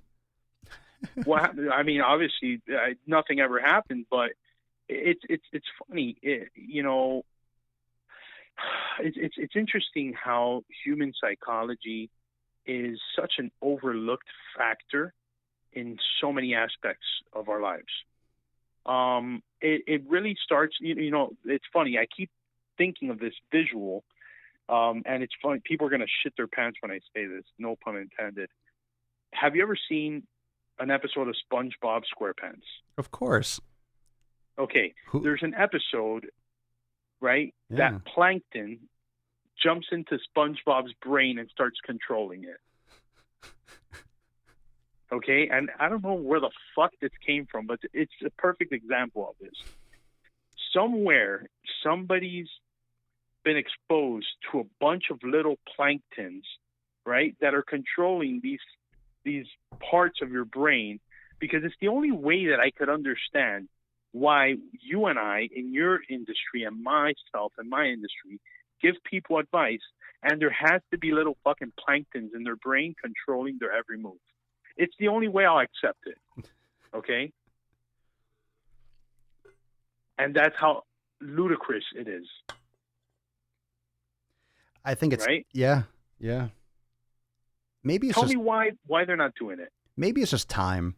I mean, social media is definitely going to be exposing a lot of this bullshit, and it does, because when you would buy a program or you would sign up with something, there wasn't any forum to leave a negative review. Now you see a lot of people calling people out on YouTube and everywhere. And this is rampant in the fitness industry. A lot of people calling bullshit. Like, that person is selling supplements. They're selling their pre-workout, and they're obviously taking anabolic steroids. And when you're in the industry 100%. for a few years, you can spot some of that juices. And just because you Of juice, course. you're not huge. And a lot of people think that certain people are natural when they're nowhere near natural. And I think it's just this technology it takes time for the dust to settle and for the jabronis to die off, because if you're not doing it for the right reasons, you're not going to succeed long term. And I think that's another thing that I battle with, because you have to work your ass off now. You have to put the effort in all the time. You have to put your foot down the pedal. And I really always try to equate the brand, the business side of everything to my fitness, that no matter, I was always working hard, but I was never going to stop ever anyway. And you remember, like, you've been with me through ups and downs in my life too. where Oh, shit. no matter what I was getting, no matter what Yeah. I was, how many hours I was working, where I was living, like I got my workouts in. Like I always stayed on top of like my training. That never stopped. Like that was always like the center of the universe. That was always the sun for me. And that's why I've maintained and kept it to this day, because that was always priority number one. I always looked after my health, and it was always doing that. So if I just treat my business and doing what I'm doing now the same way as non-negotiable, that's why the Daily Swole even started, because I'm like, I need to have something where I'm fucking locked in every day so I can stay consistent myself and inspire that in other people, because that's what it takes. And literally every day. So every time that number ticks up on the show, and it's not an ego thing. Like, I don't care. I mean, it's going to say 2,000, 3,000 eventually. But the whole premise of it is that every time I see that, it's like a reinforcing to me. It's like every fucking day, Daily Swole, doing it every day, because you're laying those bricks in that foundation that just reinforces everything else. And social media is going to, it's very short term. A lot of those people that you were looking at, you know, when you mentioned earlier, though, I was going to tie this back into the Lamborghini or Ferrari sitting on the hood. Look at my skinny jeans. Like, you can't be a marketer with if you don't have skinny jeans, that's for sure. But people flaunting and flexing bullshit, right? They get a rental, Yeah, man. or they take a picture, or they go to like a fancy area of town and they take a couple, snapshots with a little blurry background, like, ooh, fancy. And they're not going to be around, man. You can't sprint this shit. You can't sprint. You can't sprint and win a marathon. Like, it's not going to work. And I have to honestly, bro, I have to temper myself big time, because it's very easy to burn out trying to juggle everything and build everything fast, and always try to one up. Oh, here's another thing. Always trying to one up yourself. And every time you have a win, every time you have a victory, because as you know, when you're working with yourself and for yourself and you're building your own thing, it's very easy. And yesterday's episode, I believe it was you have to compare yourself to yourself, not anyone else. However, you have to be careful comparing yourself to your last victory and always trying to feel like you have to one up yourself from before. Like, you want to grow as a person, but if you're always trying to one up, like, you know, from a business standpoint, or one up or outdo, it can get very discouraging, because not every win looks the same. Not every victory and every bit of progress looks the same or is reflected in the same way. It's not just a number on a screen.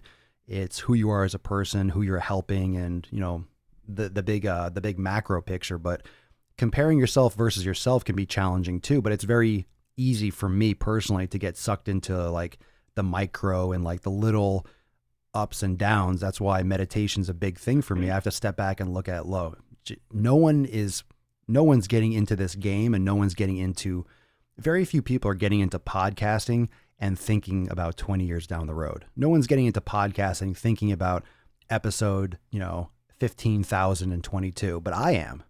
Like, I literally am thinking like that, and I just keep on coming back to, this is not something I'm doing for a couple of weeks. I'm not doing this to, hey, I'm just going to do Swolenormous for a little bit, and then I'm going to go do that. And like, okay, no, this is like, you have to dig in and be prepared for all the swells. And like, you're a boater, like all the high tide, the low tide, the storms, the wave, you have to ride the wave. Yep. And you know very well when you're on a boat and there's a wave, like, you don't move. You're just going with the flow.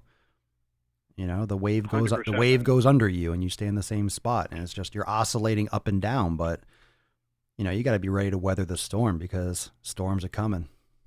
Absolutely. And you know what's interesting? Like, a lot of people that I tell them, I opened a marketing agency. They're like, oh, okay, so why are you doing it? You're probably just trying to make money. Well, I'm going to be flat out honest. Yes, that's part of it. But the real reason that I started my marketing agency is because I've been doing, e-commerce and digital marketing since I was 17 years old. I'm going to be 31 next month. So I have all this pent up knowledge about it. I realize that there's so many assholes out there in the industry that are literally just popping up to make a quick buck out of people and screwing them out of their hard-earned money. But honestly, the digital marketing aspect of stop being stagnant, right? Because that's what my company is. It's stop being stagnant, is only a vessel for right now to allow me to free up my time and get out of my day job to ultimately do what I want to do, which is help people, both people and businesses, become the best version of themselves possible. Right? And it's something that, you know, it ties in so many different aspects. It's literally a platform that, like what you're doing, you know, Swolenormous. I mean, fuck, man. You give advice on everything. You give advice on health, on mental wellness, on so many different things that people take for granted. And eventually, like if you go on my Instagram, there's literally very little talk about business. There's more talk about oneself. Every post that I put, as corny as some of them look, I don't give a fuck about making it perfect. I don't. Because as you mentioned earlier, you know, that one message that you get in your inbox, hey, you know, I saw your post and blah, blah, blah, blah, blah, et cetera, et cetera. Like I've gotten posts in my DM on Instagram. Like this one guy, he literally messaged me. He's like, you know, I was feeling lost. I felt like shit. I saw your post and I've literally turned my life around in the last 2 months. And that type, you know, that one message makes all the other moments worth it. You know, I don't care about vanity metrics. I don't care how many people liked my post, how many people viewed it. But if that one person, it made a difference for them, that's awesome. That's more than enough for me at that moment. It's one at a time. It's one at a time. And there's so many fish in the sea, and there's so many people trying to do what you're doing. And yeah, the wannabes always get exposed, right? The snake oil 100%. salesman will always get exposed. And it's just a matter of doing it the right way and being there. And then that's another thing, you know, just being there when people are ready for you, because I don't know, once everyone tries those bullshit diets and they realize that doesn't fucking work, that approach doesn't work, I'll still be here. Like, I know I'll still be here doing it. You can watch my shit for 6 months and then join. Like, I'll be here. Like, I'll be ready for you. I just did a video like a couple weeks ago saying like right now, I want people to get in and start making a change. Like fucking get off your ass. Last 3 months of the year, it's going to be a hard 3 months. Don't do it alone. Fucking start now. Why wait till New Year's resolutions, right? I always go hard on New Year's resolutions. Fuck that shit, right? Start today. And I know I'm like, hey, unless, you know, I'll be here in 3 months. If you want to wait 3 months and get 3 months behind, I'll be here. Daddy's not going anywhere. I'll be here. But why wait? Like, it's interesting, man. Take it upon yourself, you know, and when you're confident, not cocky, but confident, right? When you know what you're doing it for the right reasons. Like I have no issues selling my shit. I have no issues selling my shit because I don't feel like I'm selling anything. I'm promoting health and wellness, and I have the best method to do it. And if you want to be a part of it, then come be a part of it. Here it is. I'm just telling people about it. And if you don't, then listen to the show and fucking do it yourself, which is totally, like you said, right? When someone asks you what results can you guarantee? None. I tell exactly. I tell people right away, boom, you don't need to sign up for my shit. You don't need to give me $1. I didn't give me $1. I fucking did all this myself. If you want to go and do all the homework and do it all yourself, then go do it all yourself. Many people do, but not everyone can. Not everyone has the time to. Not everyone has the interest. Not everyone has the ability to go back in a time machine and go do a degree and go train in the gym and fucking bleed for, 20 years trying every different style of blah, blah, blah, whatever. So it's like anything else. You go and get your car serviced, you go to the dentist, and here, boom, you get your fucking fitness layout for you. Bam, just do it. It's amazing. It's just amazing how you try to help people. Some people can be helped. At the same time, man, some people can't be helped, or they're not ready to be helped. And that's a big thing that I've learned. That's a big thing that I've learned is, not everyone, like I don't try to sell people, especially people that can't be like, that don't want to start. You can tell if they're not ready, they're not ready. Let them go, move on. And I'll be here when they are ready. But you can't waste your time with people that waste your time with people that are going to drain you. You give it a chance, you give it to a certain extent, and then eventually you just got to be like, look, when you're ready, I'm here. Let me know if you have any questions. Some people just really, you could just tell they're not ready psychologically. They're not ready to start. They're not inspired. They're not intrinsically motivated. They're just kicking around the idea. And it's a lot more than just words. It's action. And you have to believe in yourself, and you have to do it for the right reasons. And you have to take responsibility for everything, for the results. When you sign up for a marketing package, when you sign up for a fitness program, it's still your responsibility to execute it. It's still your fault. It's 100%. still your balls in your court. And this is one thing that to add to that I tell my clients, right? Back to that guy that messaged me a couple months ago and asked me if I could guarantee 1 month results. Yeah.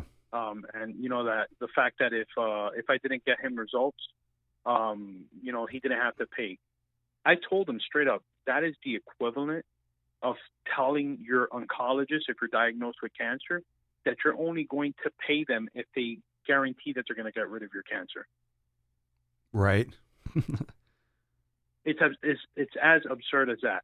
And like I've also told other clients, I'm like, listen, my team and I are going to do everything possible to bring as much traffic to your website, but it's ultimately up to you and your staff to convert that traffic into actual customers.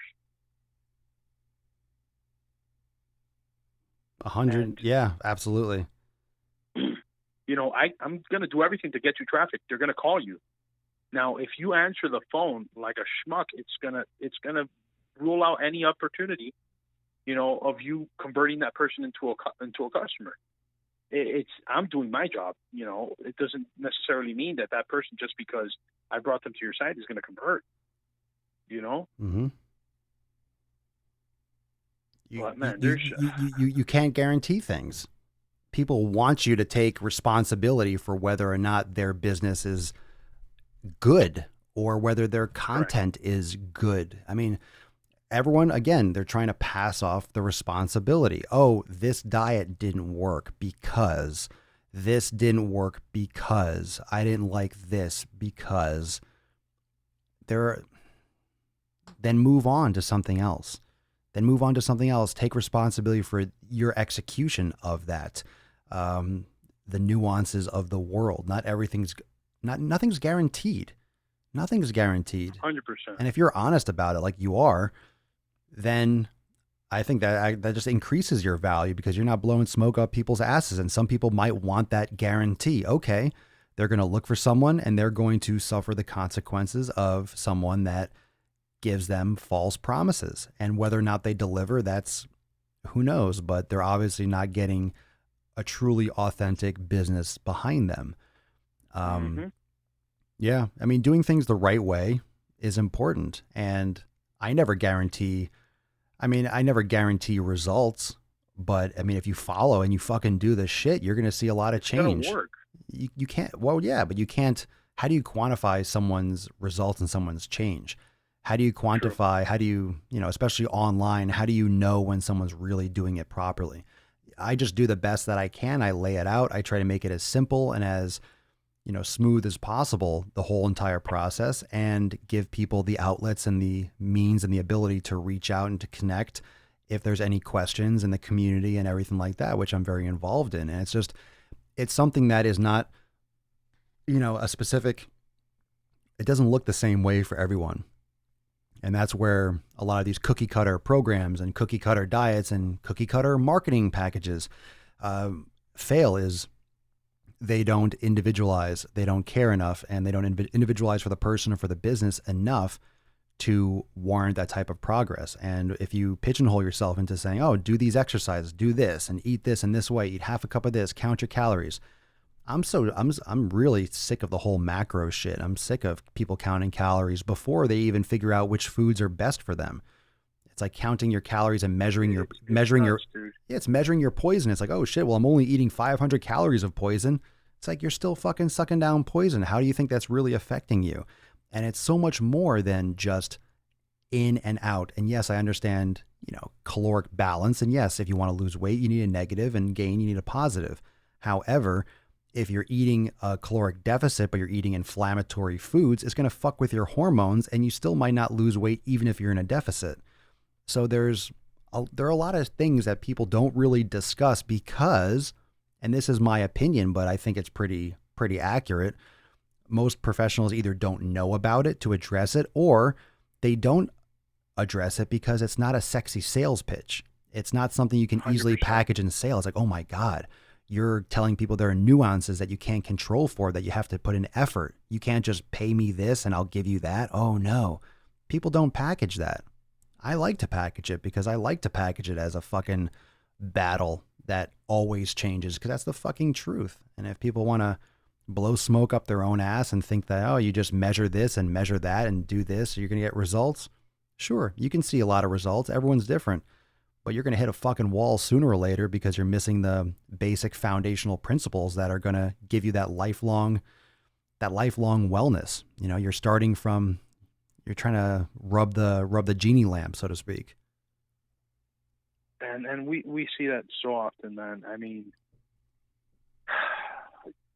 let's just look at some of the successful programs out there, which you have worked very closely with, like P90X, for example. Mm-hmm. What, in my opinion, what you offer is something 10 times better than that. Yet, look how many people would rather go towards that than, your program, just because that has a bigger marketing budget. It's just so insane, man. That people, yeah. Go ahead.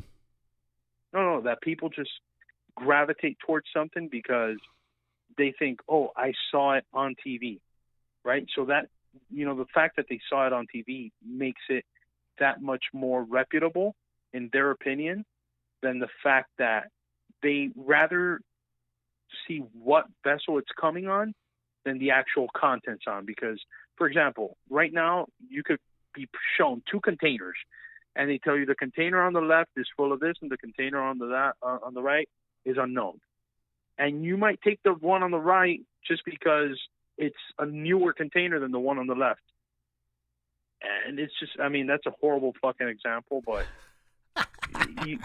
it's one says Nike and the other one says John Sports. You know what I mean? Mm-hmm. But it's just, fuck, man. That's where from like a business standpoint or from an approach, that's why the difference is when you go for something, let's say you go and you sign up at, I don't know, whatever website, right? Or P90X, anything, you're not talking to the creator. You're not talking to the owner. You're not talking to the dude. And so that's the advantage. That's the advantage of media. That's the advantage of the technology that I have at my disposal, is I can give personal attention where people can't, and also give personal attention where people won't, because a lot of times they can, they just don't, because they don't realize that's how it works. They feign it, or they pretend to, or they might go live, or they might answer a couple. Most people don't even answer fucking comments on posts. I'm obsessive about answering every single message and every post, and it's just getting involved and I guess actually giving a shit. Most people just don't give a shit, but there's 100%. That. Yeah, there's a big difference. And just to, throw in a little bit of what's happening out there. There's so much, automation going on right now, right? There's tons of bots out there. And I get comments on my Instagram left and right that are like by bots, and I still reply to those, and I troll the shit out of them just because I can. But what are you wearing? Yeah, no, or like it's funny. Like, people don't understand how bad this is. Like, it's happened in the past. I've put like let's say when there's a tragedy that just occurred, right? Mm-hmm. A recent tragedy. And I'll put, a very explicative, heartfelt post about that tragedy. And then one of these freaking jabronis that have their shit automated leave a comment on the thing like, "Oh, sick post. Yeah, love your feed. Hit me. Yeah, hits me now for these skills." Like some stupid shit like that. And like, really, fucker? Like, it's just terrible, man. Yeah, I mean, people are hungry for that human connection, and I get that. With a lot of times when there's a message, people are asking me, "Is this real? Is this really him, or is this a bot?" I'm like sitting there in my shorts, and I'm like, it's me. I mean, how do you prove it? It's me. How do you prove it? But yeah, there's a lot of automation, and that's, the AI and stuff is going to keep on getting better and better, where it's really harder and harder to tell, but people know. And that human connection, I think that's where a lot of society is missing. They think that all this technological boom is a downside and it's separating people. I think it's bringing people together. You can talk, you can FaceTime, absolutely. you can interact. And I have people every day on the show from around the world. Like, how can you say that's bringing people further apart? It's a different medium of communication, but it's the same fucking thing. I'm just not leaving the house. And yes, it's different. Yes, it's not a face-to-face connection, but it's different, and we have to adapt to it. You can complain all you fucking want, but it's here. It's not going anywhere, and it's going to get crazier, man. Have you tried the new? Hell yeah. Have you tried the new the VR shit? Have you tried like? I did. Bro, I remember when I bought my previous phone, I had the Samsung Galaxy S7, and it came with the Oculus headset. Dude. And I couldn't. My brain's wired fucking weird. So I put it on, and it was just fucking with me so much that I'm like, okay, if I do this, I'm going to get sucked into this shit, and I'm not going to want to come out of it. Yeah. So let me not bother with it. Yeah. But it's an interesting world, man. And it's funny enough because I always use this example. Like I've been able to an extent kind of foresee certain changes technologically coming, as other people have as well. And, a couple years ago, like I think it was like 3 or 4 years back in 2016, I kind of saw right before Instagram was going to become e-commerce friendly, because now you could like plug into certain, web services, kind of like Shopify or WooCommerce, and you can sell your product straight on Instagram. Yep. I noticed that certain changes were happening through the interface that were positioning it to become that. And, back in when I was in high school, 10th grade, I remember that I had back then a flip phone, and it was one of the first camera ones that everybody you took a picture of looked like a potato. So was that the Razor?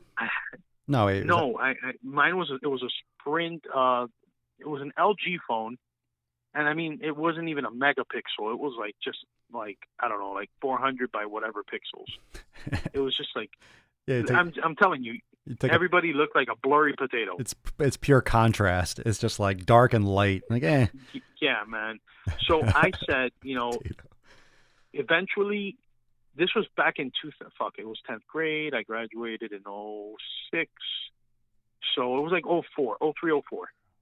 I said, soon in the next couple of years, there's going to be the ability for us to, communicate via video calls. And people were like, "You're fucking crazy. That's never gonna happen." You crazy, man. You crazy, son. You crazy. You out of your fucking mind. Video calls, bullshit. Right? And look at it now, man. Like FaceTime, Google Duo, WhatsApp, Facebook Messenger, all this shit, and you literally could get in touch with a loved one or a business partner or a client on the other, like you said, on the other side of the earth, and have a full-blown conversation in different time zones like nothing ever happened. And we're not even scratching the surface. It's so early. It's so You know what early. I mean? Yep. It's so We're early. not even scratching the surface as to what is possible. That's I the mean, thing. I'm sure there's... You got to be strapped in, God. bro. Like my friend, when I was up at home for a week ago, my friend had the HTC Vive. Okay. The VR, it's insane. Like the shooting games, like you have the controls, you put the headset on, and you're shooting like these fucking robots, like you're spinning around. Like I'm sweating my balls off, and you almost get like shocked because when you get hit, like you vibrate. And like wait till these like haptic feedback suits, or you put on a shirt or like a little vest. Oh my God. And like when you get hit, like you're in a boxing game and you feel like in your ribs and shit, like it's gonna be crazy. And it's really like, I mean, it's so immersive, and the graphics, they're not realistic like completely, but it's But so they're good. it's so immersive. Like you get that, like if you're playing like one of these like haunted like house games or like, you know, like Resident Evil type things, it's still realistic enough to like, you know, it's so immersive that you still get scared and you still get this like jolt and like, oh my God, there's something behind me. So when it gets really real, people are going to have like serious fucking like heart attacks and shit. Like it's really immersive. And I just see that for fitness. You know, I already do like my virtual training stuff on my site and audio. I'm big on that, but wait till when you're just popping in like a contact lens or you're putting on like a pair of Oakleys and all of a sudden you're in a yoga room and a yoga class with like 30 other people, but you don't have to be sweating in a pool of someone else's sweat next to you. You can be in a yoga class and be in your living room. Like that's where it's going to go. And I'm super stoked for that. You know, it's just crazy, but that's why we were talking about, I think before we went live, we're talking about apps and things like that. There's going to be whole different, because things are moving so fast, everyone gets locked into one piece of technology and one thing. I'm still just trying to create like the concept that's ever changing and dynamic, because I think it's going to be very, very similar to things like Blu-ray, where it came out and just like everything just kind of skipped it. You know, like it's like, you know, you said Blu-ray, right? Yeah, Blu-ray came out and it almost like was like a blip, like it never really took off because things went digital too quick. Correct. Yeah, streaming. Yeah, it just went right to streaming, and you know, you had all of a sudden you had CDs, you had tapes, right? 8-track tapes, then you had CDs, and then DVDs, cool, and then Blu-ray, and then boom, like digital. Like it didn't even like I think I bought maybe one Blu-ray at one point, but I don't even have I just got rid of, or I didn't get rid of, but I was moving all these DVDs around, and I'm looking like I don't even have anywhere to put this in. Like I don't have a DVD player on my computer. My iMac doesn't have a DVD player. I went in the other room and I'm like, I'm not plugging this fucking thing in. It's a DVD. Someone gave me a CD the other day, like, oh, this is my music. I ran into her. I was walking the dog and she like, oh, check out this CD. I'm like, I have nowhere to play this. Like, I'm not gonna, where do you want me to insert this? Yeah, like I can't do anything with this fucking CD. This is I put it in every orifice. Just put it over there. But seriously, it's like one of those things where it's just like the technology is going so fast. Apps are great, and but it's going to just keep on going. Boom, boom, boom, it's going to phase out, man. Apps is going to phase out. I mean, and if you think about it, right now we're in a point in technology, right? That like home automation. You were talking about it earlier with like Alexa and Google Home and all this shit. Oh, I love it. I mean, it's going to be crazy. Like, bro. People hate on that so much. I don't want them spying on. Man. People like, I don't want them spying on me, bro. They know they're spying on us right now. Oh, come on, get the fuck out of your bullshit reality. Here's the thing. Here's the thing. When people get upset about technology spying on them, when they're doing something illegal. Well, that's the thing. Like, you're afraid that someone's going to look at the porn you're watching? Like, no one cares. Like, no one cares if you like. No one gives a shit if you like tentacles. No one, right? No one cares if you like Asians. No one cares if you like. No one cares what your fetish is. Everyone's got something weird going on. But like, what are you doing that needs to be so private? And when I think about that, I'm like, fuck it. I'll get Alexas. I'll get these. It's great. You set the timer. Audio, everything, turn on the lights. I could turn on the coffee pot when I get out of bed just with like a couple words. It's just, it makes things, it saves you time and makes them more efficient.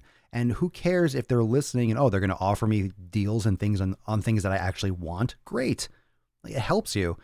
Like they're going to know that you want a newer, like if you mention to your spouse and let's say they are listening and they're tracking everything, which they could be, right? You talk about a table and they show you an amazing ad for a brand new table that comes out. Why is that a bad thing? It's like it's like you wanted that anyway. So why are you complaining? They're just helping you. It's like, oh, cool. So I'll buy. I don't know. People like to bitch and moan, but then go on Instagram and Facebook. I posted this on my Instagram story that someone was commenting. It was just funny. Like you get an ad, and a lot of times on ads, because I run ads, I got an ad and I look at the comments. I want to see what people's feedback is. And it was about the Facebook portal, right? How they're integrated with Alexa. I'm like, if you can't beat them, join them, right? And someone commented below like, well, I'm not great. I don't want Facebook to see what I'm doing, blah, blah, blah. And I'm like, the irony of you talking about Facebook while you're using Instagram. right? Like knocking on Facebook, watching you while you're commenting on an ad on Instagram. It's Oh like, my goodness. dost thou not know Facebook owns Instagram? Dost thou not know that your phone, and they're like, well, yeah, but this is something watching me with the camera. I'm like, you're on Instagram on your phone and it has a camera pointed right at your face. Like, what do you think is inaccessible from these companies? What do you think they don't have access to? And if you're doing something illegal, well, you shouldn't be doing it. So if you get in trouble, but the average person has nothing. The average person has nothing that anyone wants to see. Nothing. Of course. Nothing. If anything, it's like, oh, you're vlogging, cool, but everyone does that. Everyone scratches their ass. Everyone scratches their balls, and people brush their teeth. Like, oh, someone's spying on me. Ooh, what are you doing? What's so important about you that you have to protect my identity? Oh, I'm not going to be me if someone. Shut up.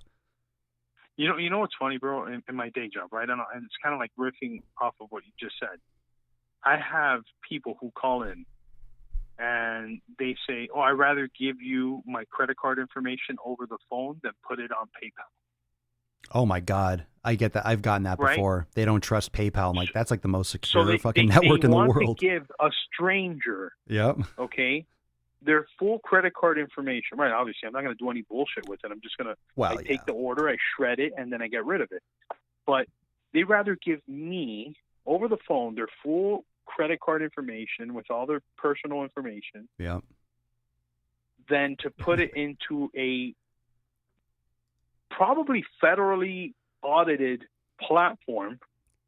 I mean, what's the bit encryption of PayPal? Like thousands of. I mean, who the hell knows? PayPal's the most secure. It's the most secure. I've never had any issues with it. Never. It's super secure. As secure as you're going to find. As secure as you're going to find online. Exactly, because I mean, truth be told, there's always going to be some asshole that's going to hack whatever the hell you. Yeah, nothing's 100%. But I mean, if you're going to use an online payment service, you're in good hands. Mm-hmm. Yeah. Absolutely, man. Absolutely. Yeah. We've gone from fitness to government conspiracies. Yeah, whatever. Yeah. It's all related because this is people's lives. People deal with this all the time. Man, it's life. It's life, and I wanted to bring you on to discuss your life and your thoughts. But yeah, I mean, this is all real, and it goes back to fitness. This is like, here's the thing.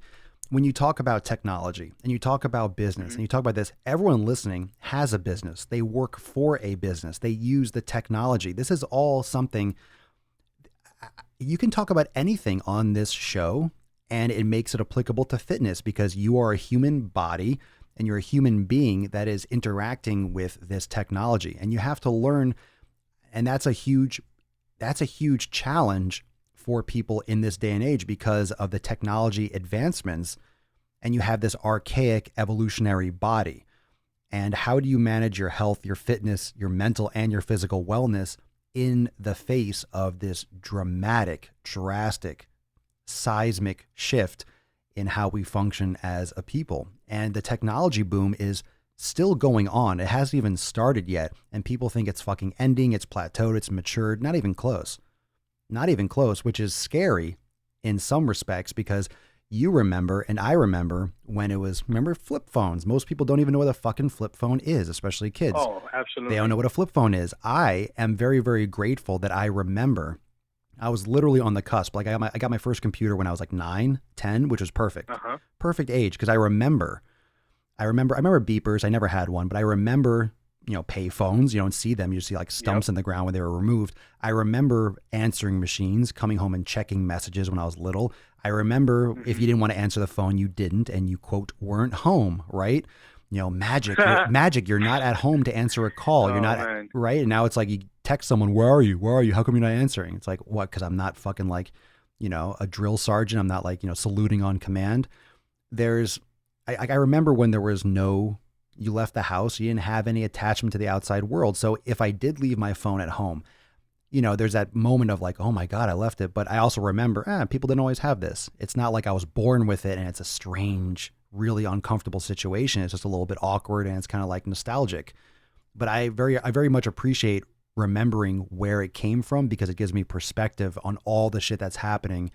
And I think it's also an advantage to people that don't know the difference, that don't know anything but the technology, because they forget or they don't realize how humans fundamentally work, you know, in terms of connection. That's why I still do so many phone calls. That's why I do all this engagement. Oh, are you still there? I lost you. Anyway, I'll call him back. But this is a reason why I foster that type of engagement. That's a reason why I foster that type of interaction with my people, because, and all of you in the community, because of that human connection that we all need. Is this calling? Maybe his phone died. I'll try him one more time. I hope you're enjoying this episode, everyone. I don't know if anyone's watching. What?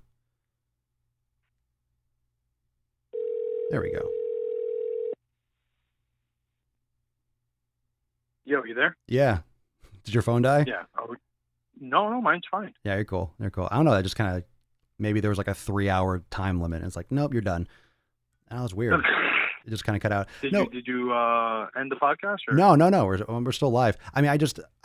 I was just finishing up. I forget what the fuck I was saying that, you know, because you and I, because we kind of come from, you know, the beginning of this tech boom, technology. That's where you and myself have that advantage, you know, and other people because we remember, or we understand how human beings interact. We know how to talk to someone in person. We know the human connection that's necessary. And I think the real, I guess if you call it white space, or the real truth that you can find in this while building a business and having engagement online, because I'm engaging with people online all the time. That's the way people do things. And that's the way you're doing things. I mean, you're fucking building their online presence with your company. And if you do that with that human connection that is lost, and you don't automate, I mean, you have to automate certain things. You can't do everything all the time until you can hire people that do it for you. But as long as you make it a human connection and a human touch point as much as possible, you are going to literally connect with people better. You're going to offer what most people aren't. Most people are trying to take advantage of all this automation and do less human interaction. And that's where they're going to lose long term, because no matter what you do, humans need to connect. Humans need to know they're connecting to humans. I think artificial intelligence is going to be cool. I think it's great, but you're always going to know that you're not talking to a person. Yeah, it's funny. You know, whenever we for example, we call into our cell phone providers. Yeah. And we need to fix an issue.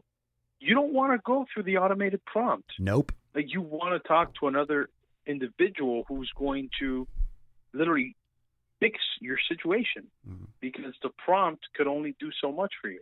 Like, yeah, is it convenient? Like, if you just want to check your balance in your bank or stupid shit like that, sure, it does help. It does, you know, from a business standpoint, free up an individual to, you know, tackle more intense problems. But, you know, normally we want to speak to another person. We don't want to speak to like, have you heard some of those prompts for the automated? It really sounds like fucking I agree. Tentacles. You know, I know. Here's the thing. I agree to a point, because I think it depends on the business you're in.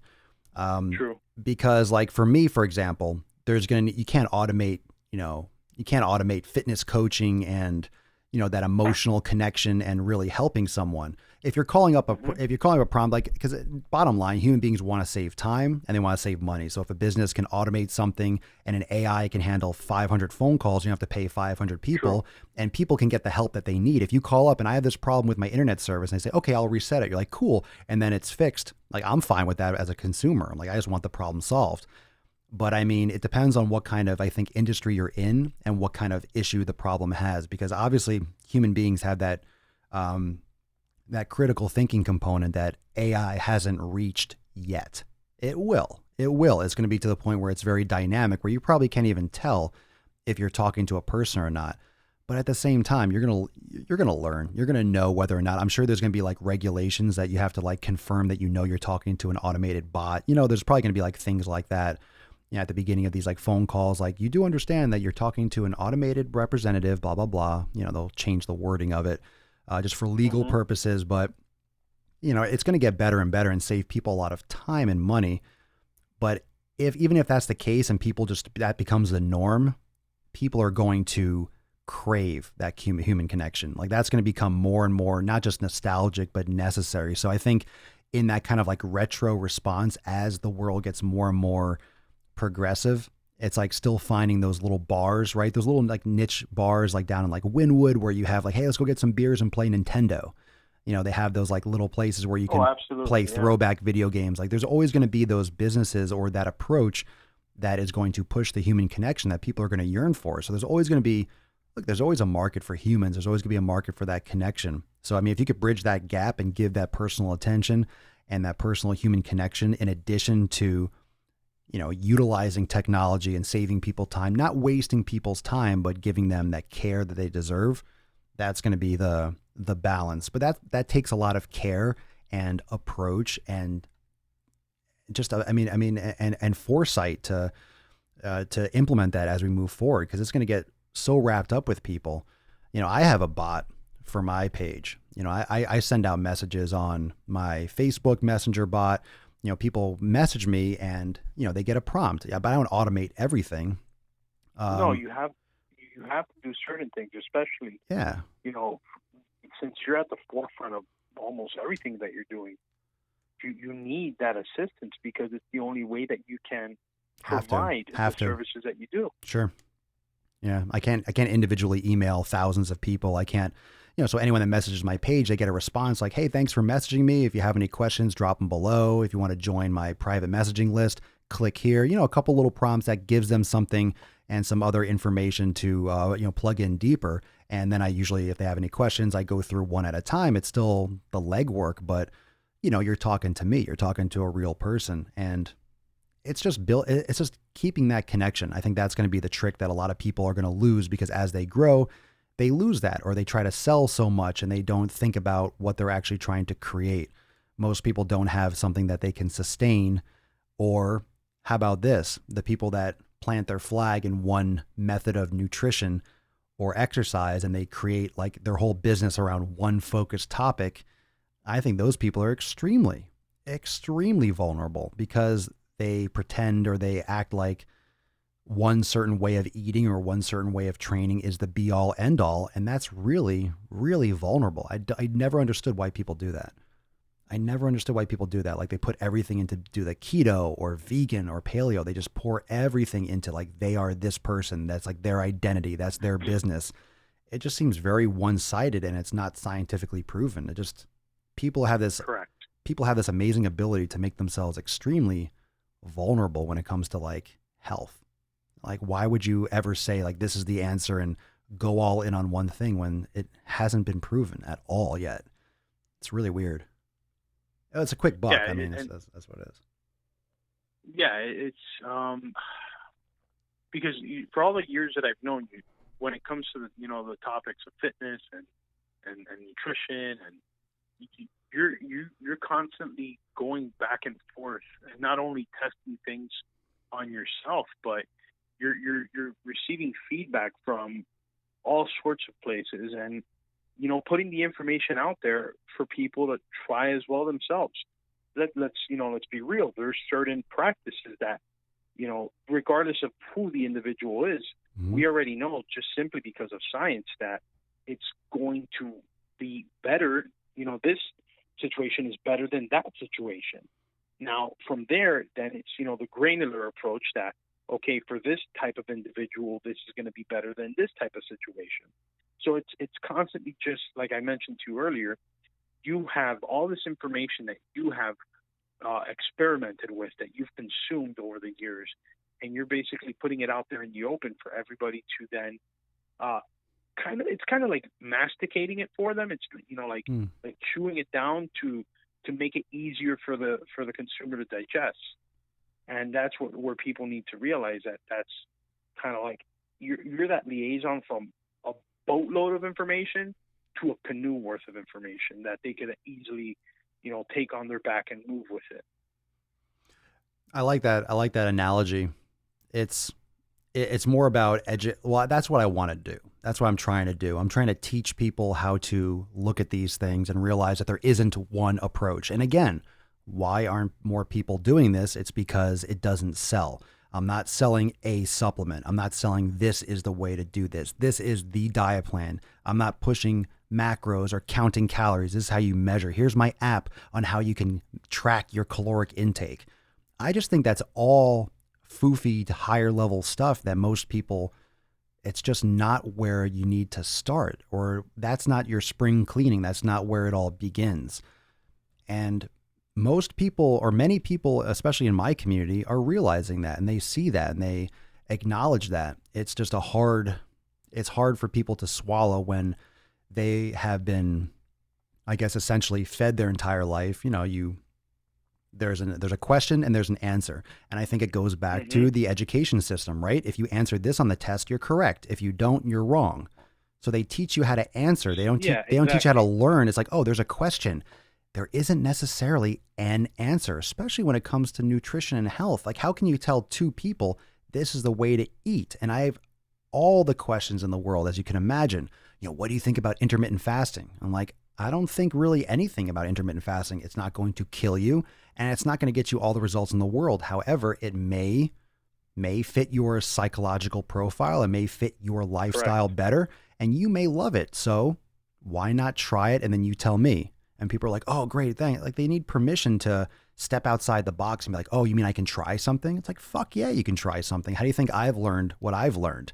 I'll guide you with ways that I know that the majority need to approach. Like I give people the approach. I give people the segue into learning more, and how you reset, kind of like unlearning the bias that you're taught from day one. But it's really about learning how to learn and how to trial and error.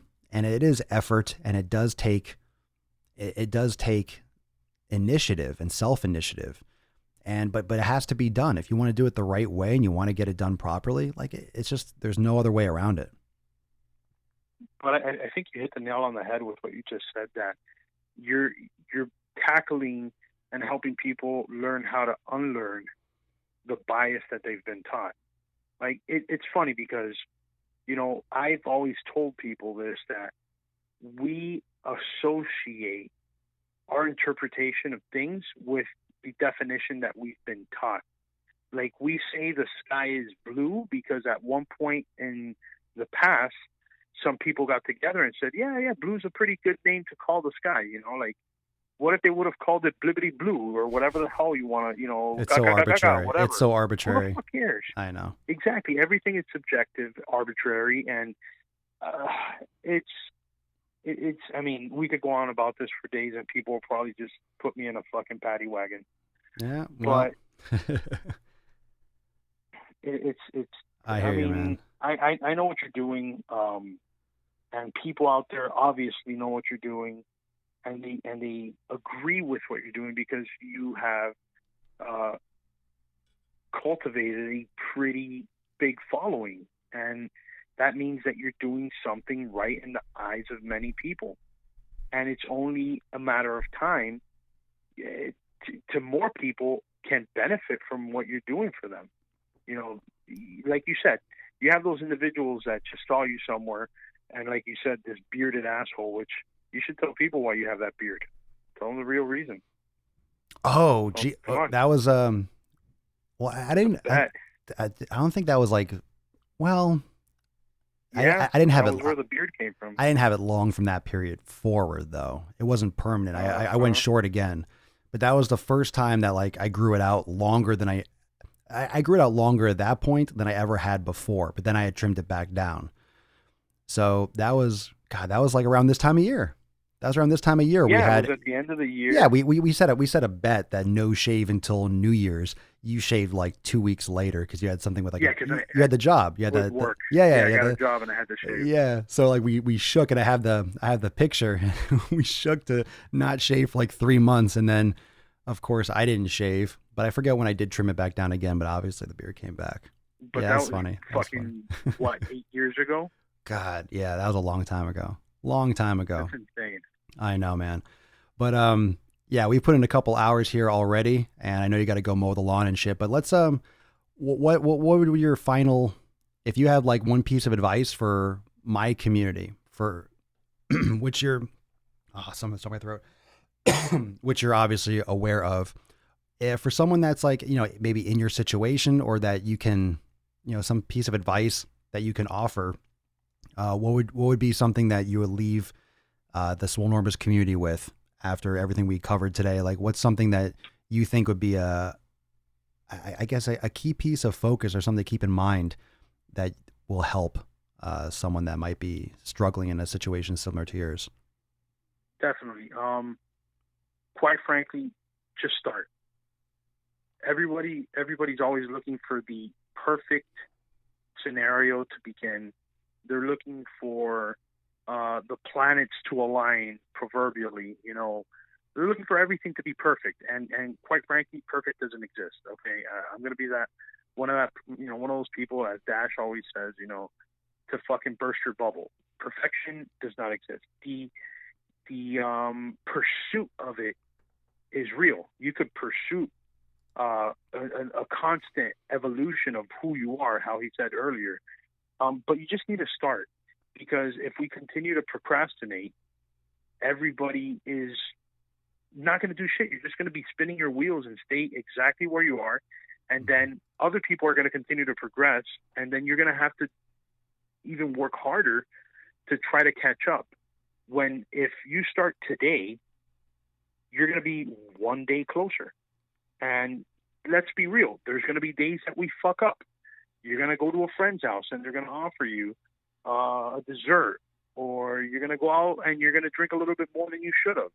And all these things, you're going to miss a workout. You're going to feel like shit one day, and it's okay to rest. But the whole thing is, you just need to do. Like, just start and make shifts. One of the things that I remember, and one of our mutual, he's more of a friend of yours, but I consider him, a good acquaintance of mine, Jeb. And I'll never forget what he said, which is, you could always have the perfect plan, but you're always going to have to make game day adjustments. So the whole thing is just start and adjust along the way, and ask for help when you need it.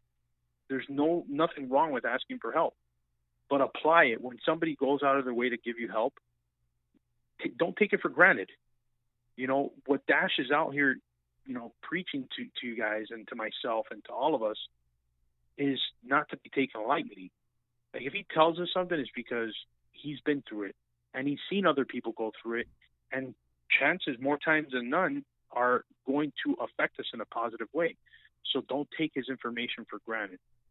I've covered more than one point, but no, it's fire, man. Pull that and put it in. No, I appreciate what you said. Truth. Honestly, that's literally a huge message. It's amazing what, and I always encourage people to go back and watch like my earlier episodes and the first one. And like, literally, I just was like, I need to do something every day. I need to put something down.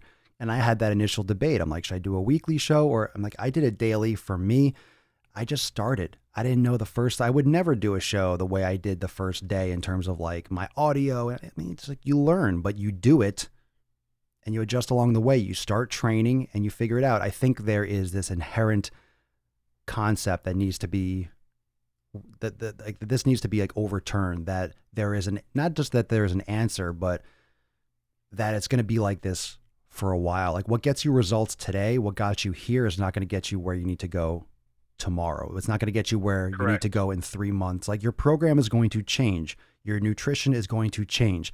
The way I train at 35, bro, you know how I fucking work out. You can't maintain that kind of intensity forever. No, absolutely not. You can't fucking maintain that forever. And I've minimized my injury risk because I pay attention and I adjust and I work more in mobility. I take more rest days. I drop the volume. I drop the intensity, because things break eventually, and you have to change your approach to training. You have to change your approach to life. You have to change your approach to relationships and with yourself, but it's always changing, man. And I think that's where people really get, and that again, I think it goes back to how we are taught when we were younger. We're not taught how to learn. We're not taught how to adapt. We're taught how to form, and we're taught how to like spit back information. And that's not how life works. Life is always changing. Correct. And if you're not always learning, then you're just a dinosaur. And that's dangerous, you know, for just mental health. And that's just dangerous for physical health, for everything. You know, you just become extinct in the world. And then you get depressed because you don't have any value to add because you let everything pass you by. But that will be much decreased if you just start. So, bro, dude, thank you so much for. It was great to catch up. Me on the show, man. Yeah, but it was great to catch up in general, and we'll have to do this again. So I know it's a long episode for everyone, but if you're just tuning in now, this episode was fire. I'm probably gonna go back and listen to the whole thing again myself once I get it up. But let's do it again. Let's do it in person next time. I'll bring all the stuff down. We'll catch up and yeah, man. If you want to follow Osmany and you want to check him out, go follow him. Stop Being Stagnant on Instagram, and I will put a link and I'll put all the details in the post description. And this will be up on Apple Podcasts, Spotify, everywhere that you get your podcasts. And I'll see everyone tomorrow for episode 892 of the Swole. Oz, thanks a lot, man. We'll talk soon. Thank you, brother. You got it, dude. You got it. And everyone else, remember that today is the last day for the 3-month special offer. The link is in the post description. You get a special offer to join Swolenormous X. So if you are ready to just start, just like Osmany said, just fucking start. And he just started. He just started his business, and he's always dynamic. That's what I love about this guy. He never gives up. He never sits back and just allows shit to happen to him. He's always doing something. And this guy has had fucking setbacks, as he just described in his in this podcast. He's had a lot of health issues, especially recently, and he's still fucking positive. He's still crushing it. And that's why his business name is so descriptive. Stop being stagnant. Just fucking move. Just do it. And you're not going to have the perfect plan. You're not going to have everything laid out for you perfectly. But you certainly can start with a great framework and then adjust along the way. So I provide that framework for you in Swolenormous X. So you can check that out, swolenormousx.com. But you can also click the link in the post description here on Facebook. Last day for that 3-month offer. And any other questions, hit me up, DM me, message me.